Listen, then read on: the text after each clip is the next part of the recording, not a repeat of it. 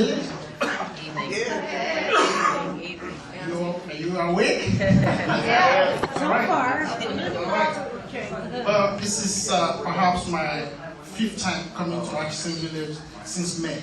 So I think I need maybe I need Atchison Village ID. That way I can come in there whenever I want. So this is really great. I think this is the 10th candidate forum or debate we've had so far in this election. And we're here because we all care about Richmond. We care about what happened in our community. We also care about the direction that we're going. That's why we're here. So I'm running for mayor. Most of you know that. I've been here before. I've been in this podium. This is my 3rd time now.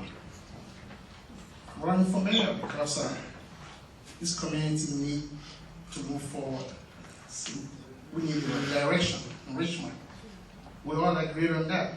Myself, Tom, and Nat, we all agreed that we need new leadership. They all agreed on that. Question becomes, who is more suited to take Richmond to that next level? And what does new leadership mean if we keep recycling the same people and then calling it new leadership? It's not new leadership. It doesn't mean anything to the rest of the world.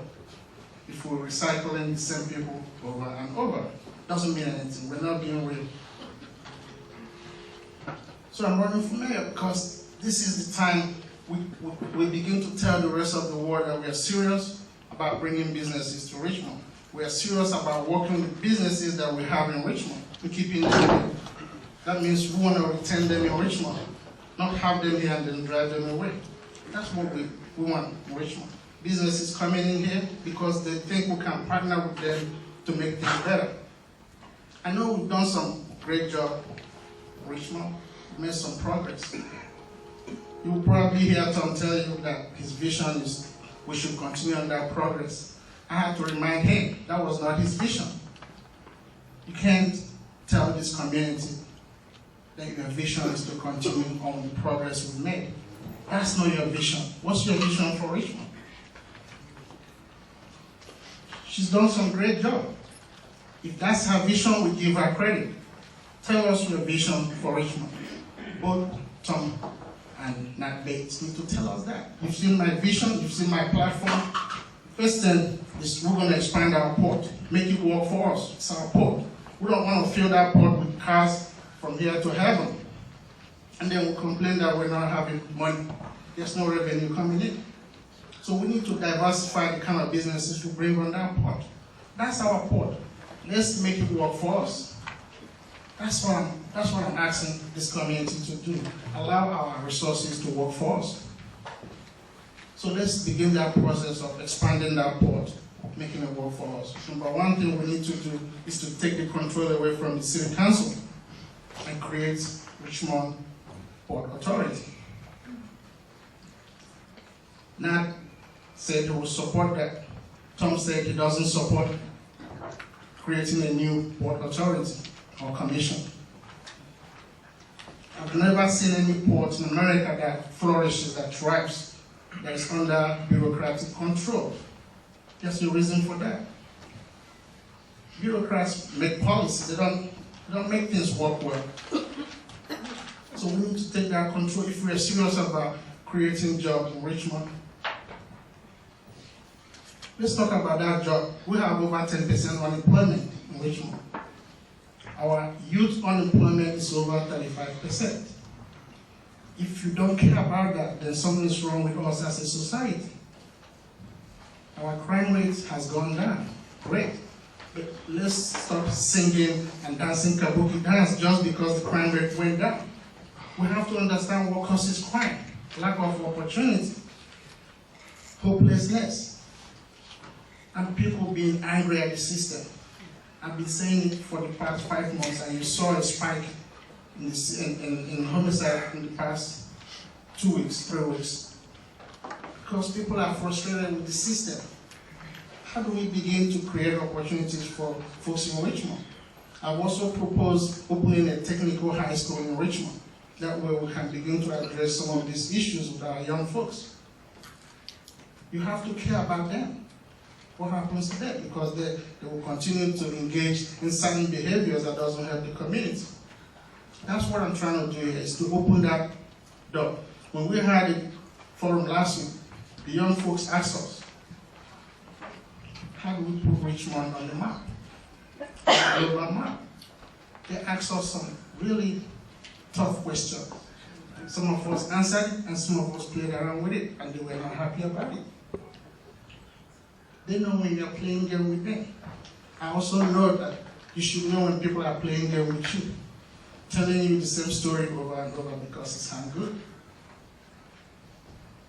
This is not personal with Tom, but we need people that have trust, that we can trust, honesty. We'll talk more about that honesty issue as we continue on this debate. Thank you.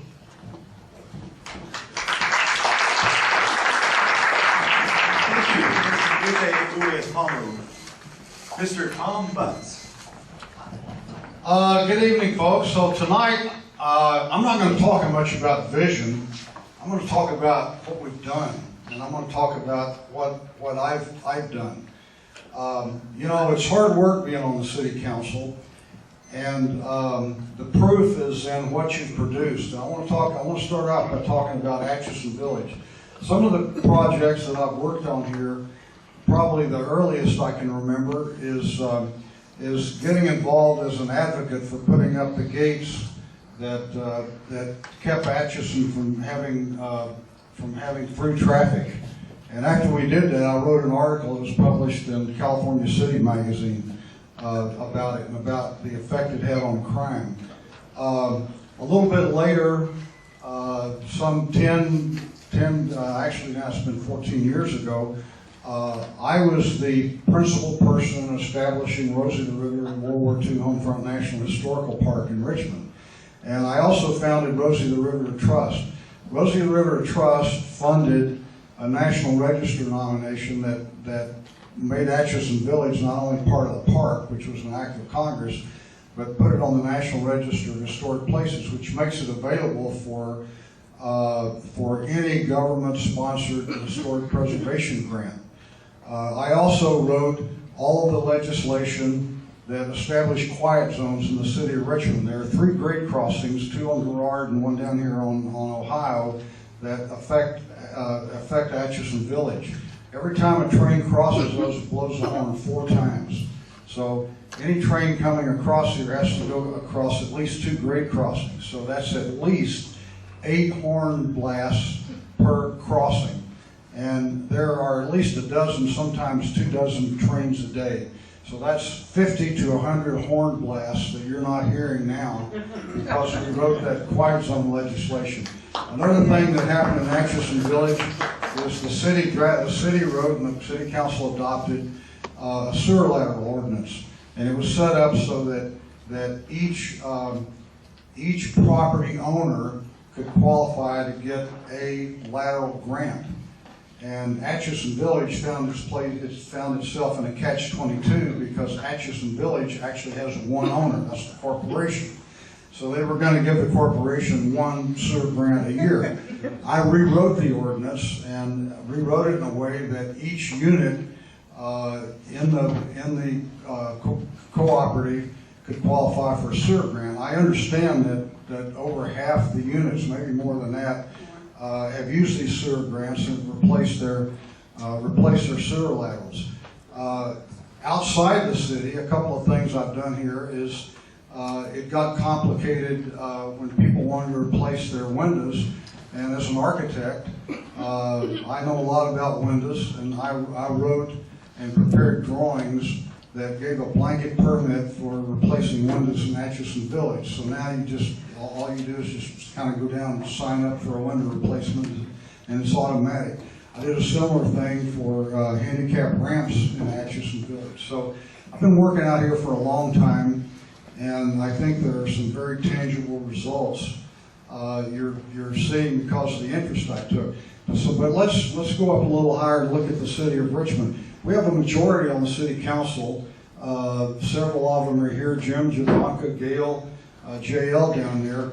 And in the last few years, we've been, I think, incredibly successful in improving the quality of life in Richmond. The crime in Richmond has plummeted. Last year we had fewer homicides than we've had in the last 33 years, and we're on track to at least equal that, probably beat it this year. Property crimes continue to drop. Violent crimes continue to drop. On the employment front, since 2010, which is when Richmond hit bottom as far as employment went, 4,600 people in Richmond have gotten jobs. The unemployment rate in Richmond has dropped almost in half. Streets. The condition of streets, as rated by the Metropolitan Transportation Commission, has improved 32% since 2007. And these kinds of things that benefit the entire city are continuing, and I think that if you keep the team you have in place, you're going to see nothing but continued improvements in all these areas.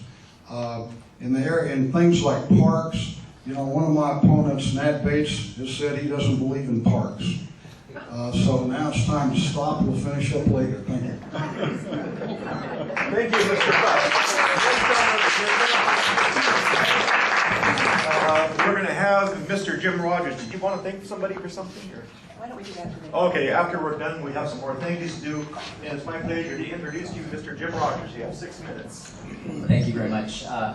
Good to be back at Atchison Village. Been here a number of times over the years. And Richmond is on a roll. As Tom Butt said, we have a dramatic drop in homicides. It's actually now safer in terms of being murdered to be in Richmond than at any time in the history of the city. And we're not Black Hawk. This is a serious issue. We won't ever be confused with Black Hawk. We will have problems. We will have unemployment. We do have a substantial income population, and there will be problems. But what's different from a lot of cities is we're facing the problems head on. The majority of our city council, and we have a 5-2 progressive majority, and I'm proud to be part of it. We're not together on all the issues all the time, but we're there most of the time. We have made substantial progress. You look at the police department. We all know about the homicides, lower crime, property crime, but I want to talk about another thing that's important to me. That is that, in spite of the tragic death of a person in a police officer involved shooting about a week ago, in spite of that, over the last 7 years, this city's police department has not had a fatal shooting. Similar cities that look like us, same number of people, et cetera, run about 2 or 3 a year. So why is that? It's because we brought in a great city manager, Bill Lindsay. He brought in a great police chief, Chris Magnus. We have the LBNL development that we got in here in hard competition with other cities. We have the new City Hall project that was done a couple of years ago on budget, on time, one of the greener operations in the whole United States. Myself, Councilmember Butt, Councilmember Myrick, we negotiated $90 million from Chevron. And you know what Nat Bates said to say about that? He said it was an extortion. He sent an email to Tom Butt, and he said that Tom is the master of extortion. I sent Nat an email back, and I said, well, if we got $9 million, maybe we should invite Tom to some other meetings. So this is emblematic of the difference between the Richmond we used to have. When Chevron tried to roll their project a few years ago, I opposed that. Tom opposed that. George Miller did. Dr. Henry Clark with West County Tox Coalition opposed it. Why? Because Chevron didn't step up to the plate. Why didn't they step up to the plate? Simple. They counted votes. They didn't have to. Okay? They were looking at a 5-2 progressive majority that was not going to let them get off cheap, not going to let them get off easy. They knew that, and they stepped up to the plate. So what do you get as a result of that? Not only does George Miller endorse this project now, and I and Tom and Henry Clark all voted against the last one, we all voted for this one. Not only does he endorse it, he's calling me to lobby me for the first time that ever happened. Why? Because it isn't just the $90 million, it isn't just the $35 million in the Richmond Scholarship Program. That's Jail Myrick down there, that's his idea. Thank you, Jail. It's not just that, but we have a national model. We have what is the nation's toughest and best series of restrictions of greenhouse gas reductions, safety measures, and why did we get that? We got it because we have a council who is independent of Chevron. We don't need to go back to the bad old days when we didn't have that. And it's not a question of anybody saying that Chevron's all evil, at least I'm not saying that. They're all evil, or that we should drive them out of town. I don't believe in that. But it's a question of negotiating for every inch we can get out of them. And we did that, and that is where this city needs to be. $90 million, think of it. It's about the size of our annual budget. It's big. We have a progressive council that has passed public financing, campaign finance reform, which I instituted, got rid of cigarette and alcohol billboards, which I brought to the council. I led the fight in saving the schools, Kennedy, Grant, Alinda, and working with Charles Ramsey, who is not here tonight on the school board, who's a candidate competing against me. We not only got it done, not only saved the schools, but we ended up doing it at no net cost to the Richmond taxpayers. We have the issue of potholes. We brought redevelopment money into that. I was accused that was illegal. Daryl Reese, anybody remember Daryl Reese? Anybody remember Daryl? Oh, yeah. Okay, a few of us. So Daryl sent a hit piece against me and said it was illegal because we brought in redevelopment money to pay for potholes. It wasn't illegal. We got it done. The potholes are better. Last couple of years, we got a tough time. We haven't had the budget, and we need to pass Measure U. I'm the primary person working with Jail and Tom, pushing that campaign. It's a sales tax, few pennies a day for residents, $7.5 million to the city, potholes, police, parks, libraries, etc. So if you want somebody who's going to be up there on Tuesday night, smile, look good on TV, all kind of stuff, don't vote for me, okay? I'm the person working behind the scenes, getting stuff done. The council won't do an initiative. Billboards, campaign finance reform, taxes, etc., etc. I'm the person who takes on the hard issues. I work behind the scenes. I work with my colleagues. I'm not part of the circus. I'm not part of getting into arguments with people and political criticisms and all that kind of stuff. I'm baited, I'm tempted to, but I don't do it. And I have the ability to work with my colleagues and get stuff done. I enjoy the work. It's meaningful to me. And I humbly ask you to let me do it for another 4 years. Thanks. That is Mr. Jim Rogers, candidate for City Council. Our next candidate for City Council is Joanna Beckles. Jobanka Beckles. Sorry. No problem. People have a hard time sometimes. I always find it fascinating because kids, they can say my name just like that, and adults have a hard time. And I don't know what it is about kids, but yeah. So I'm Jobanka Beckles, and I work with children. In fact, I just got off a little while ago. I work at Children's Mental Health right there on 41st Street, McDonald. I've been doing that for about 14 years. And some of you anybody have read all these articles about the disruptions in City Council? Have you seen some of that stuff?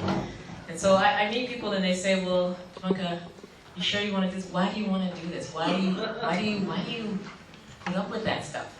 And that, I'll tell you why I put up with that stuff. It starts I put up with that stuff because of the vision that I had 4 years ago. And the reason I ran the first time, I ran in 2008, came this close to winning. But the reason I did it in the first place is because of where I work. I work with children, mental health, to improve the quality, to help them to stay in school, to keep them out of jails, and to keep them alive. And so here I now, as a mental health provider, trying to heal the children and the families, because how many of us know, you can heal the child all you want to, but if they have to go back to a dysfunctional home and a really messed up community, how many of us know those children are never going to heal, right? So I did that. That's my vision. I ran because I want to be able to provide the children and families in Richmond with a place where they can have hope, where they can see this community healing. And so the question is, what's my vision? My vision started 4 years ago, and I can tell you now that everything that I said I would do, I did it. And I did it because we have to have healthy children. because you know sometimes you can't really deal with adults, right? These adults are broken. There's a saying that says, you know, you can't fix broken men, but you certainly can train children the way to go. And so that's what I do. I'm a mentor. I help them navigate the communities and their children. And so a lot of their families don't have employment. A lot of their fathers are in jail. So now if their fathers come back to Richmond and don't have an opportunity to get work, guess where they're going to end back up again? They're going to end back up in jail, and these kids are going to continue to be hurt, to be angry, and to be having a hard time getting food on their plates. So which is why working with the community, and that's one of the things I promised I would do, and I do. I work with the community, I listen to you. And so community members said, Ivanka, there's a lot of people that are going to be coming back in our community, and they need a way to get a job. So working with the community, we came up with Ban the Box, which means the question of whether you've been incarcerated, it's not going to come up if you getting a job with the city or with city vendors. And the reason for that is that the playing field has to be even. If we say that we care and we want people to be rehabilitated and to come back into the community and be law-abiding citizens, but we don't provide them ways to do that, then we're being hypocrites. And so with that question off, now folks who are coming back into our community will at least have an opportunity now to get work. And we have mothers who are working hard every day and can't make ends meet because they're getting paid minimum wage, and $8 an hour ain't gonna make it. You're still gonna be struggling. And so that's why, again, working with the community, I brought forward increasing the minimum wage for Richmond residents. And so at least there's an opportunity, yes, there's an opportunity to have a life, to have food, to have shelter, all that. Working with the community, we stopped the I called it racially motivated at the time. When we were talking about stopping people to check for driver's license, it created so much havoc, first of all, for our police department, but also for the community that wasn't feeling a part of the community. And if we want people to feel a part of the community, then we have to treat people as if, you belong here, you're welcome here, and so that stopped. And so now our public service folks get to do what they need to be doing, and that's stopping crime, and not people who are trying to get their kids to school, who are trying to get to work, et cetera, et cetera. And the other thing is the municipal ID cards. So now we have population of immigrants, we have people who are running away from abuse, we have homeless people who don't have any kind of ID, can't get a library card, can't do banking. But with this card, now people get to feel a part of the community. They get to call the police and say, this is going on in my neighborhood, come take care of it, because now they can produce some ID to our law enforcement officers, and that makes people feel comfortable, that makes people feel welcome. And so everything I've been doing is because I believe that there's an attack on working class people. There's an attack on working class people, which is why it's important that we have people on the council who understand that and are going to be working for you, the working class, not for the 1%, right? Not for developers who want to come in here and make a profit off of us, but working for you, which is why I don't accept one dime, one penny from corporations or developers, because I think corporations have way too much power in the city, and this is our city. This is our city. We own it. We are the ones who should be controlling it, and that's why I'm running and ask for your vote. Thank you. Thank you.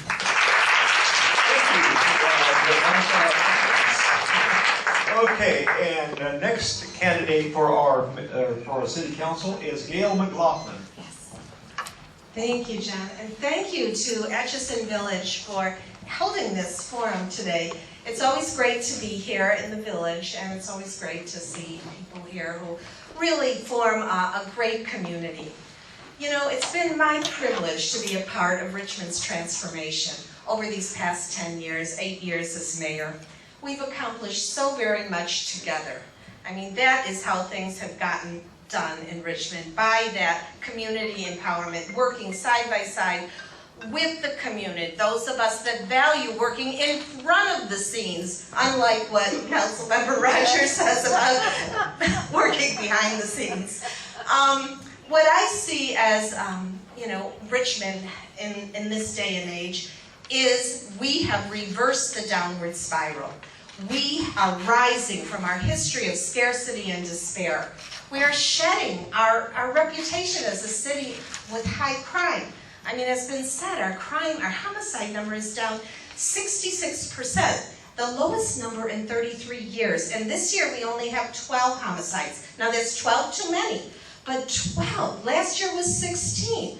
I mean, all over we are gaining the admiration of other cities for the changes that we are making. The changes that we are making by becoming the city with the highest megawatts of solar installed per person in the Bay Area. The changes that we are making by holding Chevron accountable, having them pay more in taxes, having them, the $114 million tax settlement that we came up with. Yes, absolutely. And the accountability that we now have to hold to Chevron and require them to build this cleaner, safer refinery as clean and safe as it can be. We want to hold them accountable for that. We need to hold them accountable for that, and not just, you know, a statement by them. We need to see it actually happen. So I look forward to being a part of the City Council with your vote and your support to be able to oversee that. We've also seen more parks renovated. We see residents everywhere saying that city services are better than ever. Every neighborhood I go into, the common theme I hear from people is Richmond is better now. And that's a fact. We still have more challenges, but it is better now. And we have to hold that with pride and a sense of collective achievement. Now, some of the things that I would like to do going further into the future are things like implementing community schools, which means utilizing our schools after school hours for things like mentoring and volunteer training and parenting classes, things that will really help our students thrive and help our families thrive. We have a health in all policy strategy. Every policy of the city has to consider health. Every service of the city has to consider health. And I know that's really important for Atchison, being a fence line community to the Chevron refinery.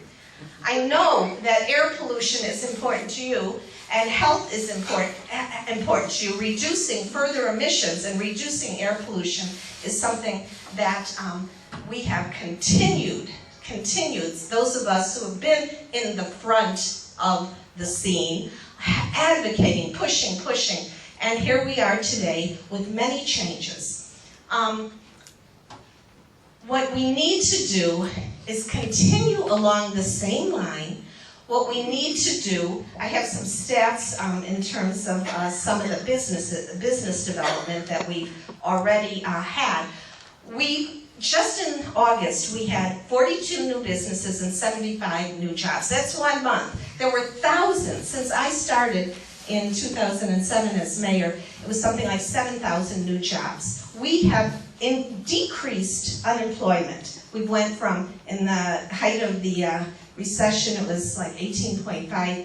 Now we're at 10.5. So that's a drastic decrease. We want to go down even further. We want to have diversity of businesses. The idea of being dependent on one major domineering business is suicide. It's frankly suicide. And that's what we have to continue to build on those green businesses and those high-tech businesses and those service businesses and those food-oriented businesses like Nutiva, businesses like the General Warehouse, Whole Foods Warehouse that has hired so many of our residents. And we must make sure that Doctors Hospital is reopened as a full-service hospital. This will take some work and it will take some pulling together of many forces, but we can do it. We can do it because the way we do things, just like the way we stopped the bad Chevron project back in 2008, it was because of a mobilization, right? Many of you were there at the City Council meeting talking about this flawed EIR can't go forward. That's how we got to the point of having a better EIR this time. And out of the $90 million $60 million was because of community input that I advocated for. I insisted that we have community input on the community benefits agreement, and it was $60 million that came from that. So I want to just end by saying, and take no corporate donations. We have powerful interests against us in this campaign, but we're going to stand up to them. Thank you.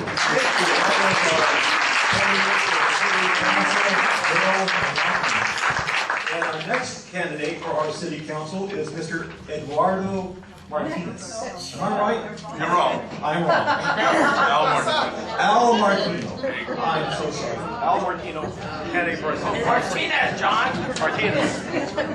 Let's get it right now. Al Martinez. Thank you very much. I'm very happy to be back at Atchison Village, and I certainly want to thank the host for putting this on. And I want to thank also all the candidates that are running for office for November 4th, because everybody wants to do a good job. Everybody wants to do something different. Certainly I do.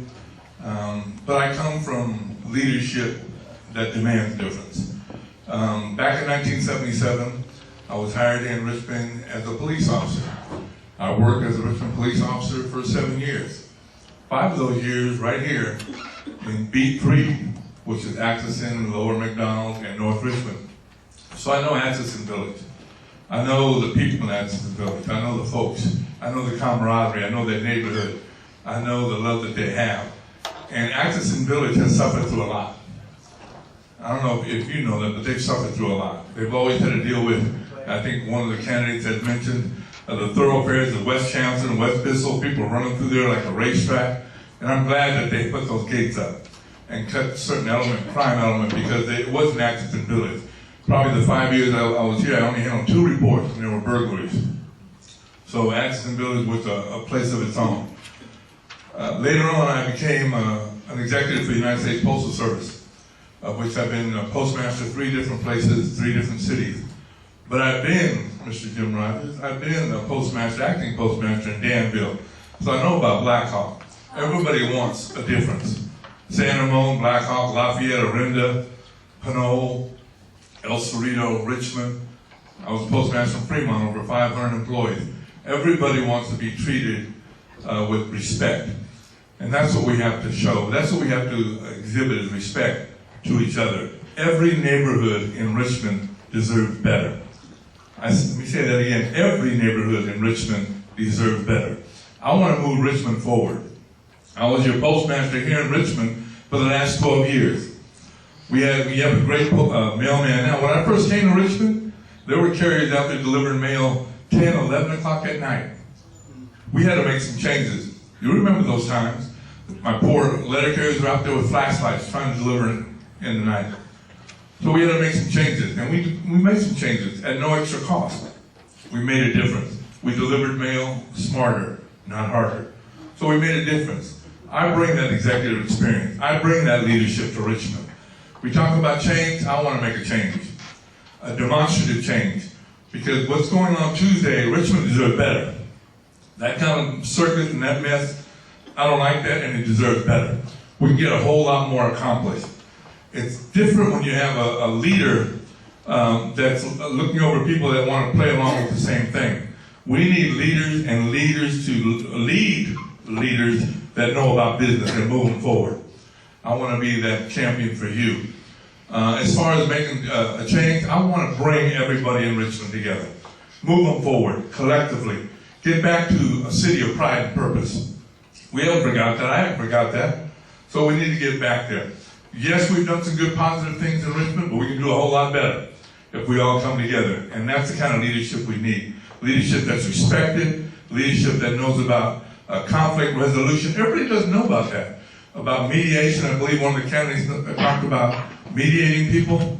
As an elder in one of your local churches right here on the south side for over 32 years, I mediate and counsel ex-cons all the time. Parolees, get them back in the system. We need more of that, the people that have that kind of approach. Al Martinez brings that approachability to Richmond, to the council. And the neighborhoods I go into, And I don't know, maybe these candidates are going to different neighborhoods and talking to different people, but they're always talking about how we need change on Tuesday nights. We need to change, and we know that you can bring the change. So on November 4th, I can bring that change, but I need you to make that change with me. So it's up to you. Al Martinez, November 4th. Thank you so much. Al Martinez, so sorry, sir. I got it right. Al Martinez. Thank you. He's a candidate for our city council. Our next candidate for our city council is Eduardo Martinez. Thank you. This confusion that we just had, I think, is manufactured. We have a Chevron candidate who Chevron has been promoting, and his last name is Martinez. And people confuse us all the time. I got a phone call from someone who thought they were talking to Al because they saw my billboard on one of the streets and said, "Oh, Martinez for city council, I'm going to call him up." So she looked up Martinez for city council and she got my website and talked to me thinking that she was talking to Al. Another time, I got an email from someone who was so outraged by all the garbage that Chevron, moving forward, has been putting out, telling me that she would never vote for me or my friends because of that garbage. So I had to write to her and say, "Excuse me, I think you have the wrong Martinez." So it's a problem. But we're going to make it work for Team Richmond. I am on a slate with the Honorable Gail McLaughlin and Vice Mayor Beckles. There are three of us who are running together because we have the same vision. We want to move forward in the same way. Now, there are 3 seats that are open, and there are 3 of us running together. That means that you need to vote for Gail McLaughlin, Javanka Beckles, and myself to move Richmond forward. That means that there are some other candidates who are incumbents who, if you vote for, you're actually voting against Team Richmond. So when you go to the ballots, you need to think Team Richmond because we will move you where you want to go. I am on the Planning Commission. I was one of the people who voted unanimously with everyone else for a strong Chevron project. We put 10 conditions on it, and those conditions didn't come from us. It came from the Chemical Safety Board. The Chemical Safety Board who came to Richmond because of the fire that was that Chevron did no contest to for 7 counts of negligence. So we worked hard to do that, and we had a city council that threw it away. But organizations like APEN, CBE, Community for a Better Environment, put pressure on Chevron, so much pressure that Chevron felt that they had to go back to the city council and ask for further negotiations. And it wasn't Tom Budd, Jill Myrick, and Jim Rogers that caused the deal to happen. It was people like you and you and you working with APEN and Citizens for a Better Environment, putting pressure on Chevron so that Chevron felt that they had to come back and talk to the city council and make that deal. So it's us that is moving forward. And you need leadership to help us move together. Now I've heard that the best leadership comes from someone who knows how to follow. But before you can follow, you have to know how to listen to the people who are around you. And as a teacher, I have learned to listen. And I have learned to hear what the needs are of all my students. And as a council member, I will listen to each and every one of you. And I will help you, help me, make this a much better city. So I'm asking not only for your vote, but for your commitment to make Richmond a better place. I'm asking you to keep Richmond moving forward, but even at a faster pace with Team Richmond, Jill Myrick and Tom Budd. the 5 of us can work wonders in this city. And we need you to elect us and make that a possibility. Now, I have a vision, but my vision isn't just my vision. I'm not the kind of person who just comes up with, oh, this is what we should do. I'm the kind of person that looks around, and actually, our city has a vision. It has a great vision, and it's called the city plan. So, we have some people trying to change it around, but we have a great city plan, and that city plan came from communities talking to one another and saying, this is what we want. And I would want to make sure that the city planning department, that the city staff, that the city council honors the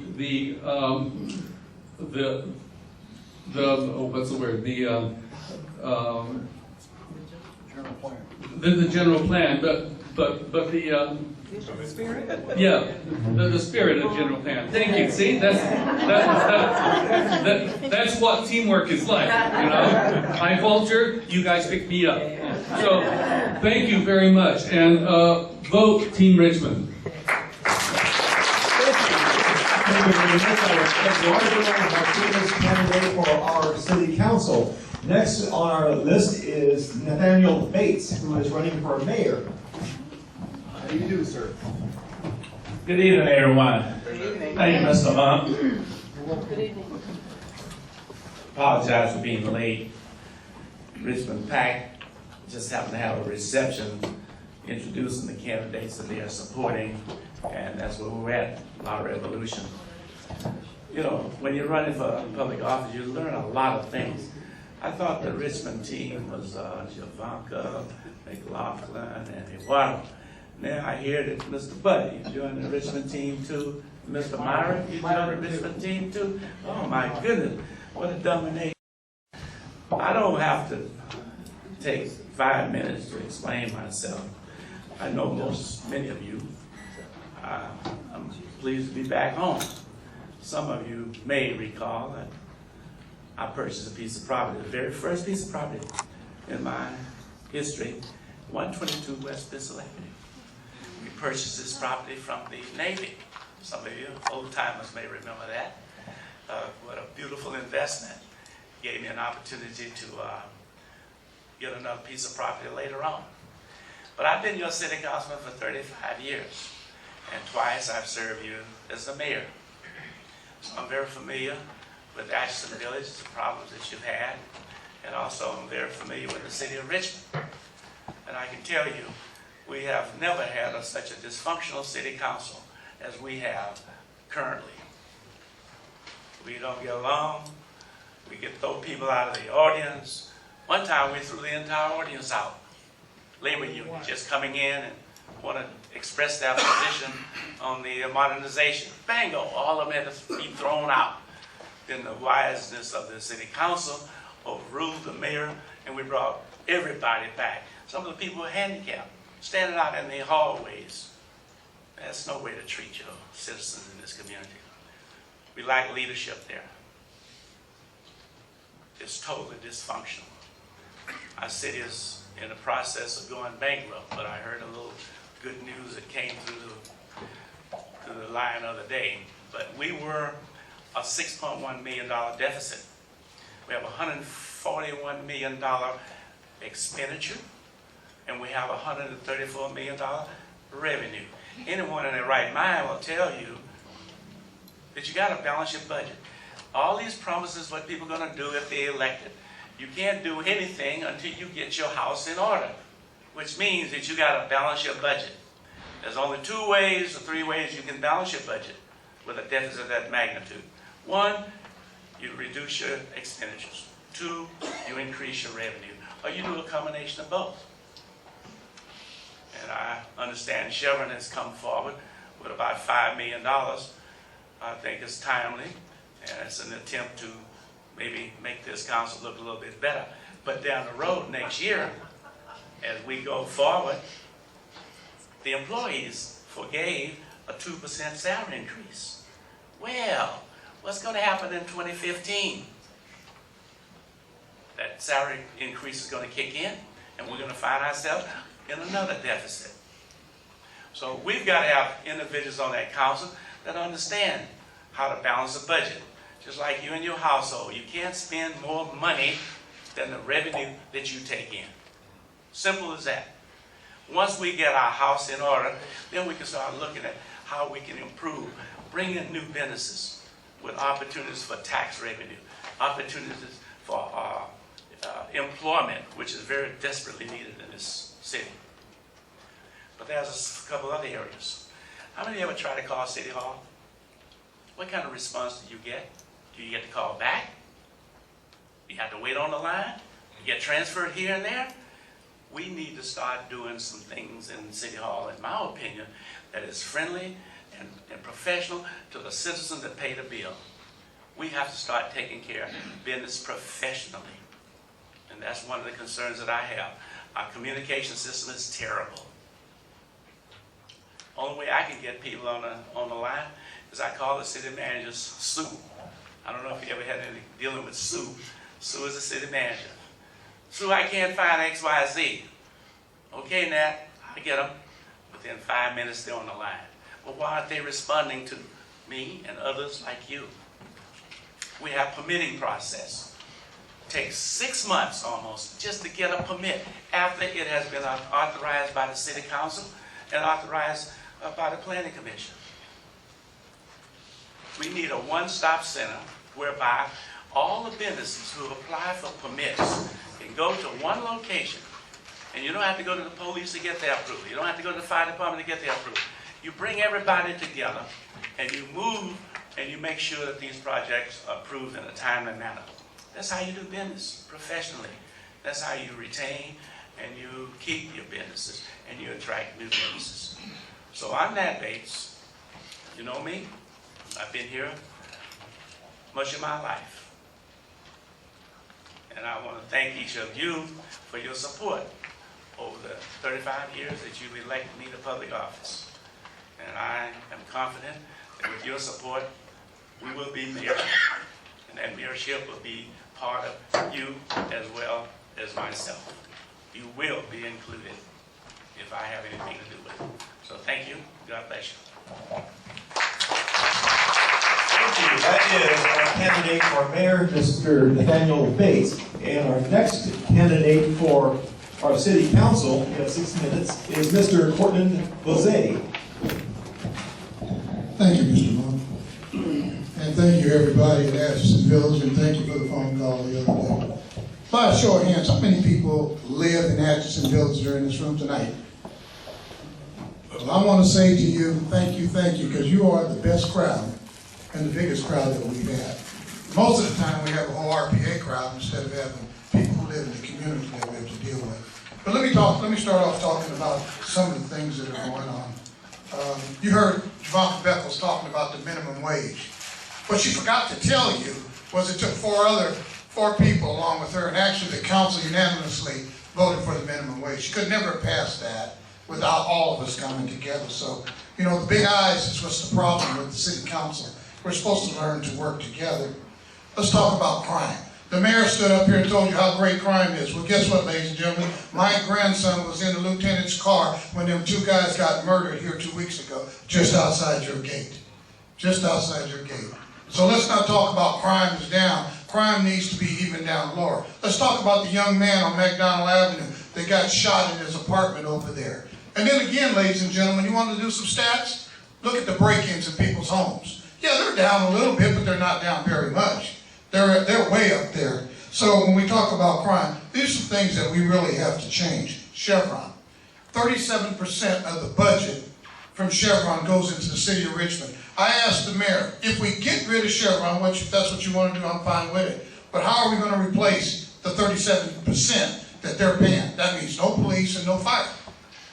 Because they haven't told me where we can replace it. So if you run them out of town, that's all well and good. But we still got to be able to pay the bill. Councilmember Bates just talked about the budget. You know what? No matter how you like it, no matter how many games they play, no matter how much stuff they tell you, without money, you can't do it. Without money, no police officer. And I want to show something to you. You see this lady right here? This lady, I got the brochure back. This lady's got one leg. She's in a wheelchair. Here's the other half of her sitting in the wheelchair right here with some other people. This is a hacienda. Our mayor hasn't done anything, nor has J.L. Myrick, which I've sat on the committee with them, to try to get the hacienda problem taken care of. It's been going on almost a year now. Promising to move those people out in 90 days, they haven't done a thing. So when you hear all this hoopla out here, check the record. A lot of people say I create a lot of problems in city council. Well, you know what, ladies and gentlemen? I do my homework. I do my homework. Before I get there, I read my packet like other people don't. I ask questions that are transparent questions about what's happening in your community. And right here in this room is where I started. And if you've been around here a long time, you remember the name Chuck Bennett, Chief of Police. Him and I came down here and worked with each and every. I see a lot of you shaking your head. We used to sit over there and eat. We love Atchison Village. And you know what? Every time there's a problem, they call the go-to guy, me. And they say, hey, Corky, we can't get nothing done. Can you help us out? That's what I do. I had a couple neighbor dispute we dealt with. I had a window situation we dealt with. Councilman Buck wouldn't even let them change their doggone windows in here. And they were molded and rotten out. Let's talk about City Hall and the things that happened. Do you know that I was vice mayor 2012 to 2013? Went to China. Councilmember Butt, all he wanted to talk about was my laundry. But he didn't say Corky brought back a $200 million project for Terminal Number 1 that's going to hire Richmond people for the next 5 years plus. And you're going to get a fantastic restaurant out there like the Horizon or like Scott's in Jack London Square. They didn't tell you that. Councilmember Butt is running for mayor, and all he talks about is Corky Bouzet getting put off the council. That's all he cares about. That's not the way you work if you want to be a mayor to work with everybody. He says, well, I can work with anybody. He's not working with me, but we had been friends for over 17 years. And you know what happened? Guess what happened? I wouldn't do what I was told to do. I think for myself. The mayor endorsed me, paid money for me to get elected. I didn't pay. The RPA, Madam Mayor, can you mind? Did you donate to my campaign? Yes, No. You never donated? Not a cent. You didn't? No. Oh my God, that will be a new brochure coming out for you guys, because it's on my record. Did you endorse me? Regrettably, Did you endorse me? Okay, here we go. So you know what, I just love her. I really do, because she's really a good person at heart. She really is. But regrettably. Okay, why are you regretting? I mean, that's okay. But you see what's going on. I must have had some quality. Councilman Bates wrote an article, said I was the most knowledgeable person in all of City Hall. I knew more than anybody. He wrote that and signed it. So, I mean, all of a sudden, because I can think for myself, they want to run me off the council. I'm thinking for you folks. There's two types of council people. Those kind of want to sit up here and be known as Mr. Council Person, that and the other. I just want to be known as Corky. You got a problem, call me and I'll fix it. That's all you got to do. The go-to man. So I'll tell you what, you got a chance between me, JL, and Mr. Greer. All of them are good people. You know what? Ask yourself, do you want to deal with experience? I've been doing this 30 years and elected for #1 top vote getter. What did I do in 4 years? I'm the #1 top vote getter by these people sitting here. Matter of fact, I think Javonka Beckles was hugging me on a piece you might have seen in the newspaper. So, again, no, she wasn't. No, yes, she was too. Don't you believe she wasn't? Thank you very much. That is Mr. Corky Bouzet. Mr. Corky Bouzet, our candidate for a city council. Oh, I will not. Okay, Mr. Anthony Greer is our next candidate for city council.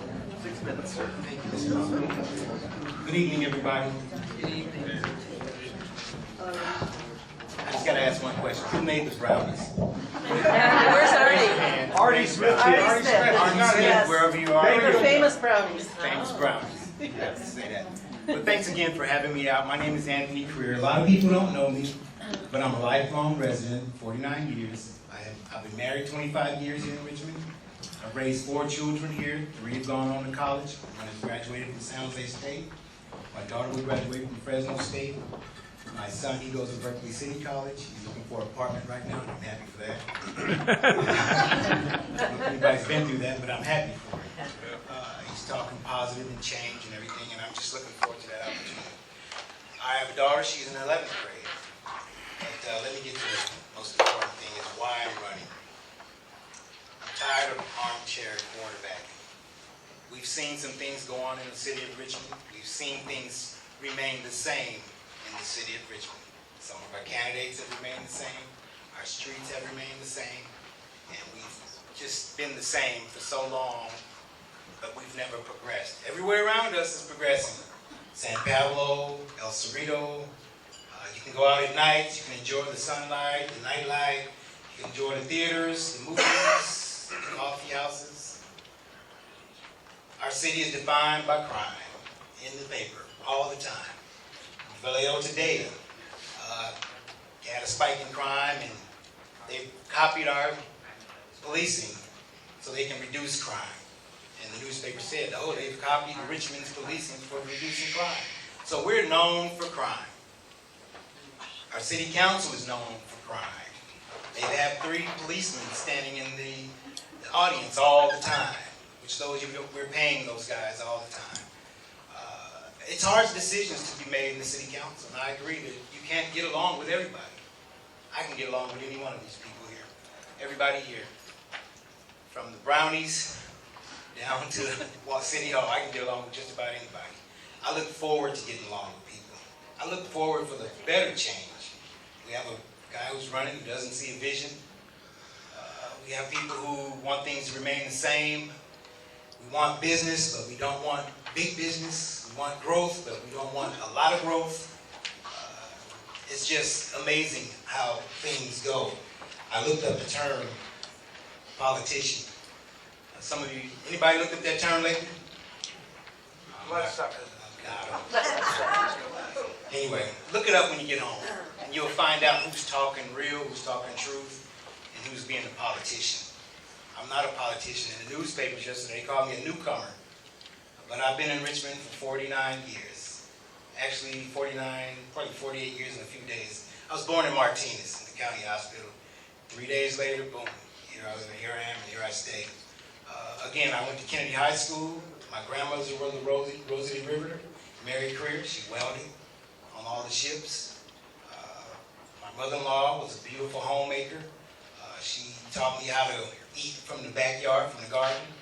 And I cherish that. She passed on just recently. It was a beautiful experience. So the heart of Richmond belongs to me. The heart in Richmond is a part of me. And I love this city. But I want to see it progress properly.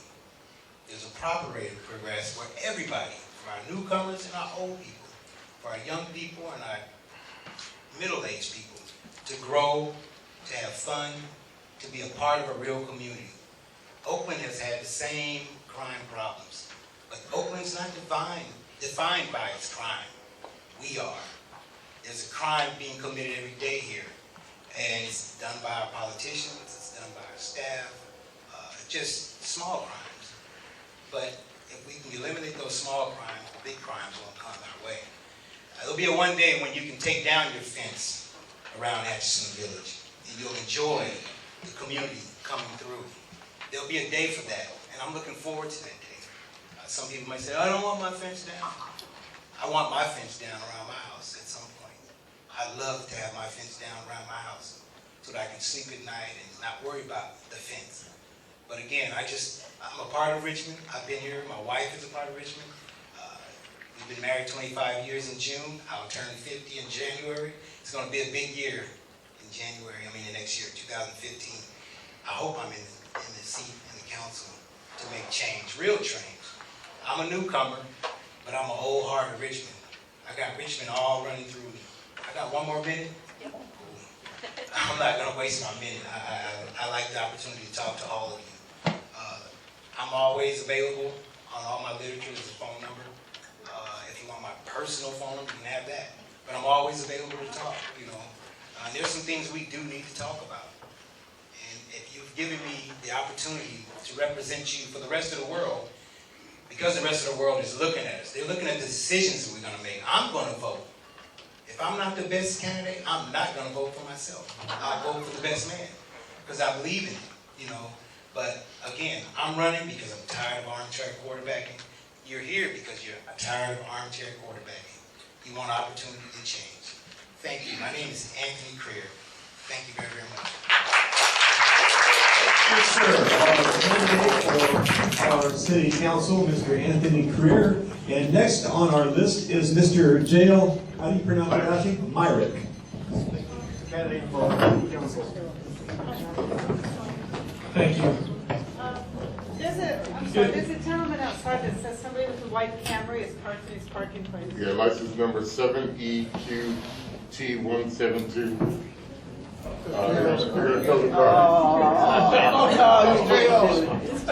Scofflaw.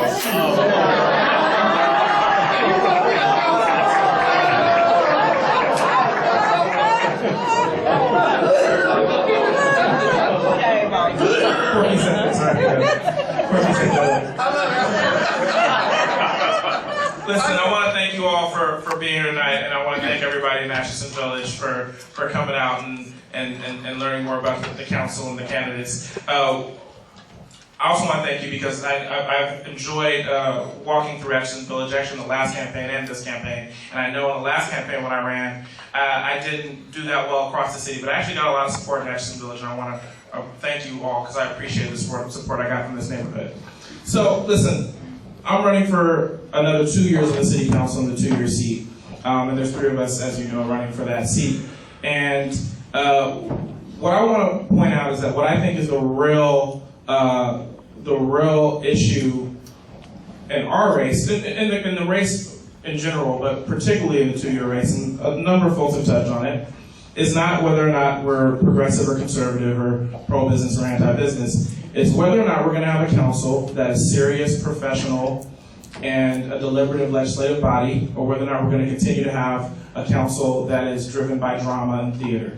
And there's a clear record in the race for the 2-year seat between the 2 of us who are running, who have been on the council before, in terms of which dynamic and which model that we have followed and what has come from that model. So let me talk just a little bit about what we've done, what I've done on the council. I've been one that's been willing to work with everybody. I don't use issues to beat up on my colleagues.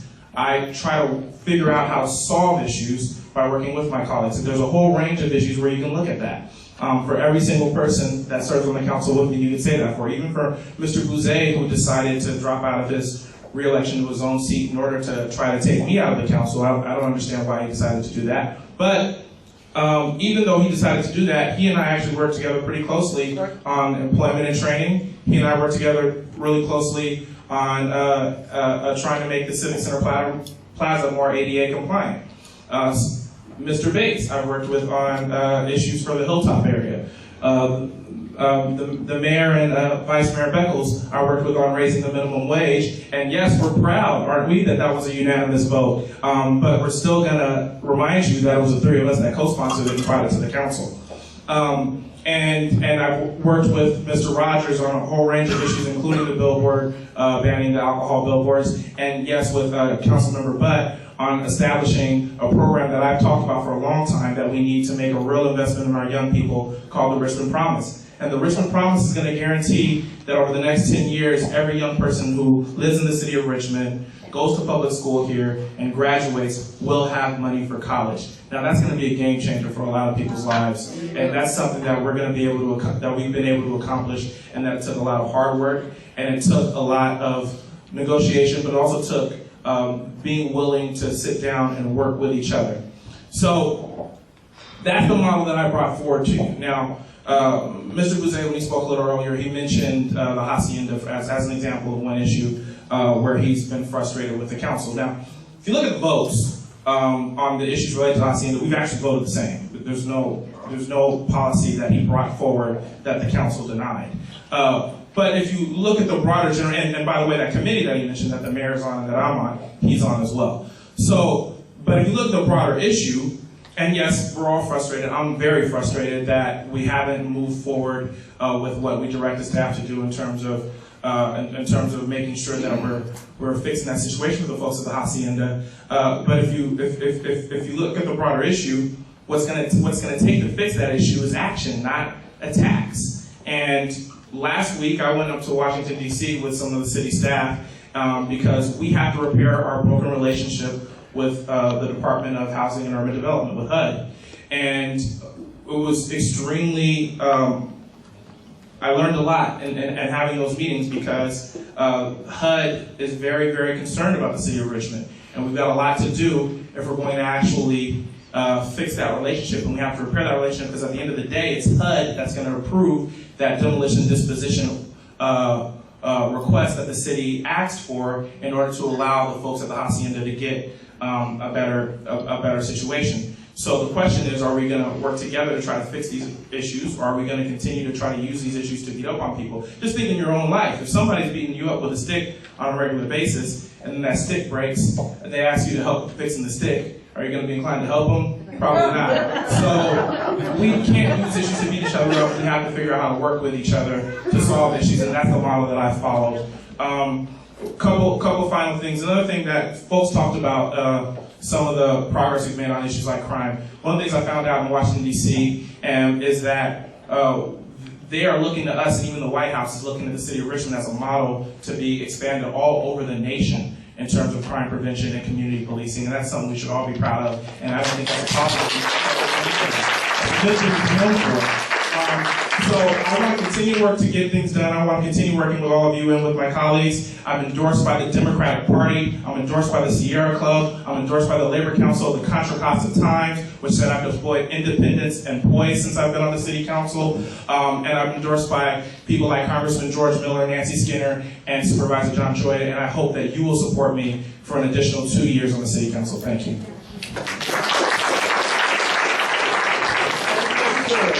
Mr. Dale Meyer, I think is his name. And Vicki Zwicky would like to do some thank yous for people, so here you go. Good evening, everybody. I want to thank the candidates and everybody that showed up tonight. And I also want to thank the League of Women Voters who has left registration forms. So if you know anybody that's not registered, you have till October 20th. So I want to thank them. I want to thank both Barbara and Millie for manning the food table, waiting for the little game. Manager who's been helping with the letters and the flyers and everything else. I also want to thank the committee. John Monks, who did the sound system, and he's doing the emceeing. You're doing a terrific job. Liz Alvarez Martinez, who showed up at the meetings, helped, contributed. Confused with Al. Right. Thank you. And Catherine Bell, who's been my lifesaver. I wasn't able to do much today, but she pitched in and filled in, and thank you, everybody. Thank you, everybody, and you're all welcome. There's plenty of food, so you can always go and help yourself. Meanwhile, until that point, or you can do it right now if you want, we will take questions from the floor and make sure that it is a question and only a question. We're not going to be making long stories. So anybody with a question out there directed at any politician or everybody, raise your hand, let me know, please. Go ahead. What's your question, please? My question, I would like to direct it to Mr. Butt, and it's relative to the Hacienda Apartments. The quote that was made of you, stating that there were 100 people on the waiting list, and when they got off and got in-house, and they act like they were in hotels looking for maid service. I didn't seek any compassion. Could you explain why you made that comment? Well, the comment you're referring to was part of a long Facebook conversation between me and another person. It was taken out of context, but even so, I said that I probably used poor taste in using it, and I apologize for it. Next question. Raise your hand, please. You have a question? Yes, sir. Mr. Wasser, go ahead.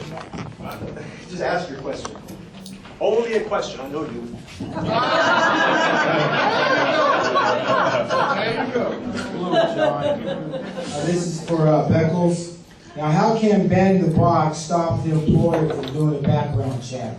We know that you and your team and the RPA rallied to ban the box. So you need to tell us how can banning the box will stop the employer from doing a background check to find out if you've been in prison, you've been a psycho, you've been a rapist, a murderer, or a child molester.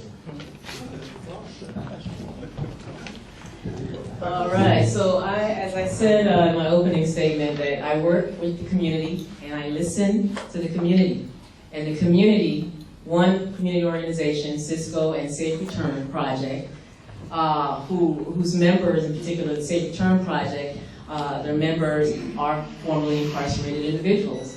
And they said, we're having a hard time getting jobs, Vanka. We're having a hard time getting resources, period.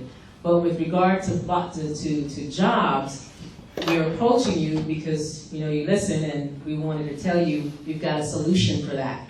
And that solution was, okay, can we just take that question off and give people at least the opportunity to sit down for an interview and show who they are and show their skills? And as a result of listening and hearing, I mean, this group took a lot of time to do that. We're talking research, we're talking everything, and so the end result is that we know that when we give people an opportunity to get an employment, they are going to turn their lives around. And that's what I heard. That's what I along with the co-sponsors, the mayor in particular. I can't remember who else was on that one, but I think it was just the mayor and myself. We also did the research, we met with businesses, etc., to help understand that, when we do give people an opportunity to get an employment. Because I'll tell you, I was married once to a man, and it lasted 1 year, by the way, because he was an abuser and a whole lot of other things. However, he was in prison at one time. And he was an amazing guy when he was an amazing guy, in that he was a hard worker, and he got a really good job in the tech industry. And they forgot to ask him the question initially, so they just knew him. It's like, oh, he's okay, he knows the job, blah blah blah. 6 months later, after making $70,000 a year, they called him and said, oh, oops, we forgot to ask you, have you ever been incarcerated?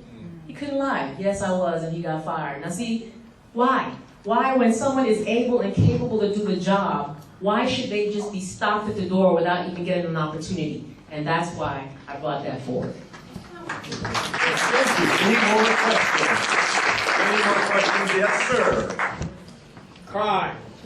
What about our investigation in solving the crime? Solving the homicide, solving the break-ins, solving. We have a very bad record of that. Yes, we do. Anybody care to talk about solving crimes? I mean, where they catch the person who actually did the homicide, broke into the house, stole the car. Very good question. I'm glad you asked that.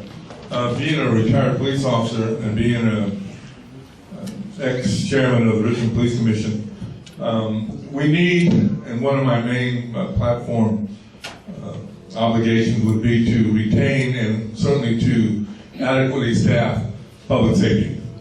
And that starts with the police department. We have to keep the police department active, resourceful, and they need every ounce of investigative opportunity they have. That's how you solve crime. But it also starts not only with the police department, but with neighborhood policing, with neighborhood tips. A lot of us see things out there on the street, but we're hesitant about reporting them. We're hesitant about saying, they're not going to do anything anyways. Yes, they will. The police department is doing better now, but you need to report it. There's things that call anonymous tip, okay? As a ex-police officer, I've tipped a lot of times because I want to get the right thing done. We help and we're resourceful with the police department. To get back to your question, yes, they need to be thorough. There need to be oversight. There need to be a resolution, and they're doing better than when I was a police officer, a lot better. They've come a long way. And the Chief Magnus brought that to the police department, brought in a lot of computer-based tools to help them. And he's also very resourceful about getting inter-agency help and resourcefulness. FBI, Department of Justice, alcohol, tobacco, and firearms that are helping to resolve it. But the very best information that they can have is from you as individuals. Now, there's a lot of police officers, a lot of people, citizens that call me, and I don't have a problem being the advocate, will call me and I give the police department the tip. And I don't reveal the source. I just tell them, this way you can find it, here's a license plate, and crimes are resolved. So that's what we need to do, is be helpers one to another. And I promise to do that for you. Gail McLaughlin. So it is true that we're doing far better in solving crimes. So that question was asked. We don't solve all crimes, and we have a far better investigative team under Chief Magnus than we've had in the past, and a lot more crimes have been solved, but more need to be. But the bigger question is, how do we prevent recidivism? How do we prevent crimes? And that's by addressing the root causes. That's by our ceasefire program, by reaching out and saying, which has been a magnificent program, by giving young people who are at risk or who have been involved in crimes, giving them a choice, saying, hey, and this is what our police department does through the community, hey, you either get yourself some help, get yourself involved in some programs, whether it's substance abuse program, anger management, or whatever, or you're going to be, we're going to pursue you, and in terms of the crimes that we know you have done or that we have a good sense of, and we're going to make sure we pursue you on that. And we have had extraordinary results with the ceasefire program, addressing the roots of crime, giving people options, giving people opportunities to turn their lives around. That's the way that we have changed things, and we will continue to. And Mr. Jim Rogers. Thank you. It's a good question. We're not doing as well in that area as we should. Chief Magnus has acknowledged it. We do have, in the area of murders in particular, a low solving rate, and he's acknowledged that's a problem, and we need to work on it. So I appreciate the question. But I want to talk about the big picture. Big picture, homicides down 2/3. Why is that? And as Mayor McLaughlin said, there is certainly a bigger picture with jobs, with schools, with education, despair, et cetera, et cetera. But there's things we're doing where it isn't all about going out and catching people after the act. It's about community policing. It's about the ONS program where you have non-uniformed people going out, tapping people on the shoulder, trying to get them into services and making clear there's going to be problems if they're not. Now, those are all cool things, right? Why can we do that? A lot of the reason why is because the voters passed 2 taxes. They're raising about $15 million a year. I spearheaded the campaign on both of them. We passed both of them. Chevron pays about 2/3 of one of them. So lots of good ideas. Hire more police, yes. Better police, yes. Police who can do community policing, yes. ONS, yes. We all agree with that, right? But if there's no money there, we're just politicians flapping our gums. You've got to watch the money. And that's why I've been working for Measure U, sales tax less than 10 cents a day, $7.5 million to the city. Most of that money is paid for by people who are out of town or businesses. So when you want to get something done, don't just hear all those good ideas. We all have great ideas, every single one of us. Eduardo Martinez, for instance, great idea. I'm sorry. I've been reading too much of the Chevron Profit. I'm sorry. So don't just ask us for the cool ideas. Ask us for who is going to get the money, who has a game plan to get that money. And I have a record on doing that. I have filed a ballot argument, raising the money for Measure U, and I'm going to keep on doing that. And we are making progress, and we have brought the crime rate down. And Chief Magnus does have a plan, in response to your question, to try to move the number of closures of these crimes up. And I appreciate that question, because it is a problem in an otherwise very, very rosy area. Thank you. That was Mr. Jim Rogers, and Mr. Portland Jose would like to use that. Thank you, ladies and gentlemen. You know, it's really ironic that we start talking about crime, and when I said you had 2 homicides here, have a kid shot over them, we already changed the subject. one of the things that I have a problem with is when I come to these forums and a citizen asks you a point blank question and you talk all around the question, never answered. The question was, what are you going to do about homicides or cases that have not been solved? Not one of these people have talked about that. And you know, that's a very important thing. You heard Jim Rogers talk about Measure U that's coming up.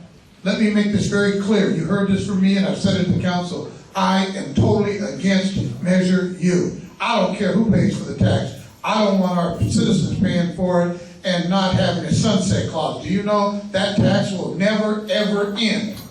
And that's what I asked for. And I don't understand why they want that tax to go on forever. They said it'll go to streets.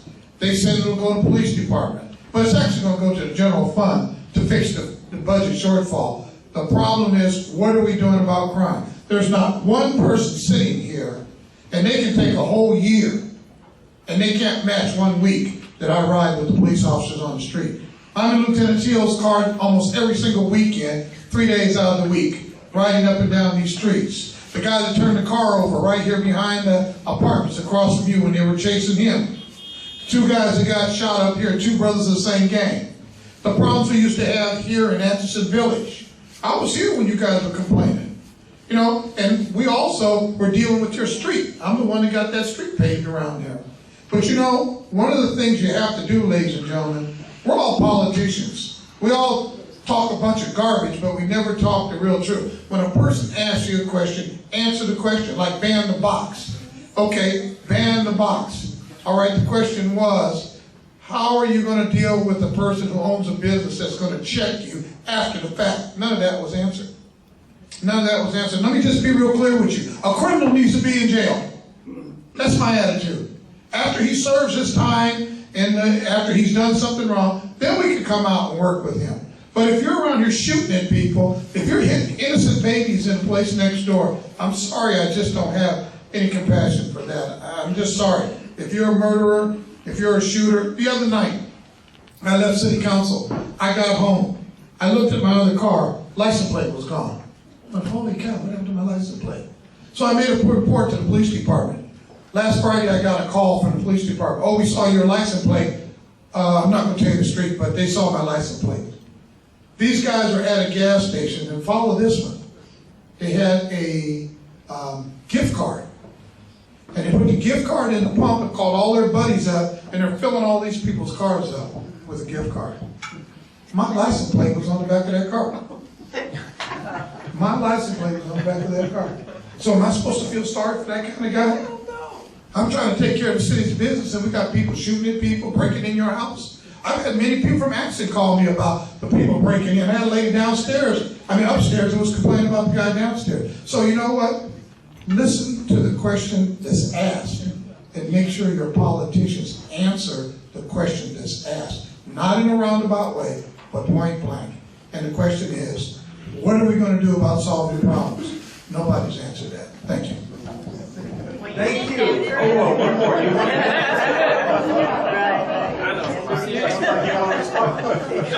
Point out, he didn't answer it either.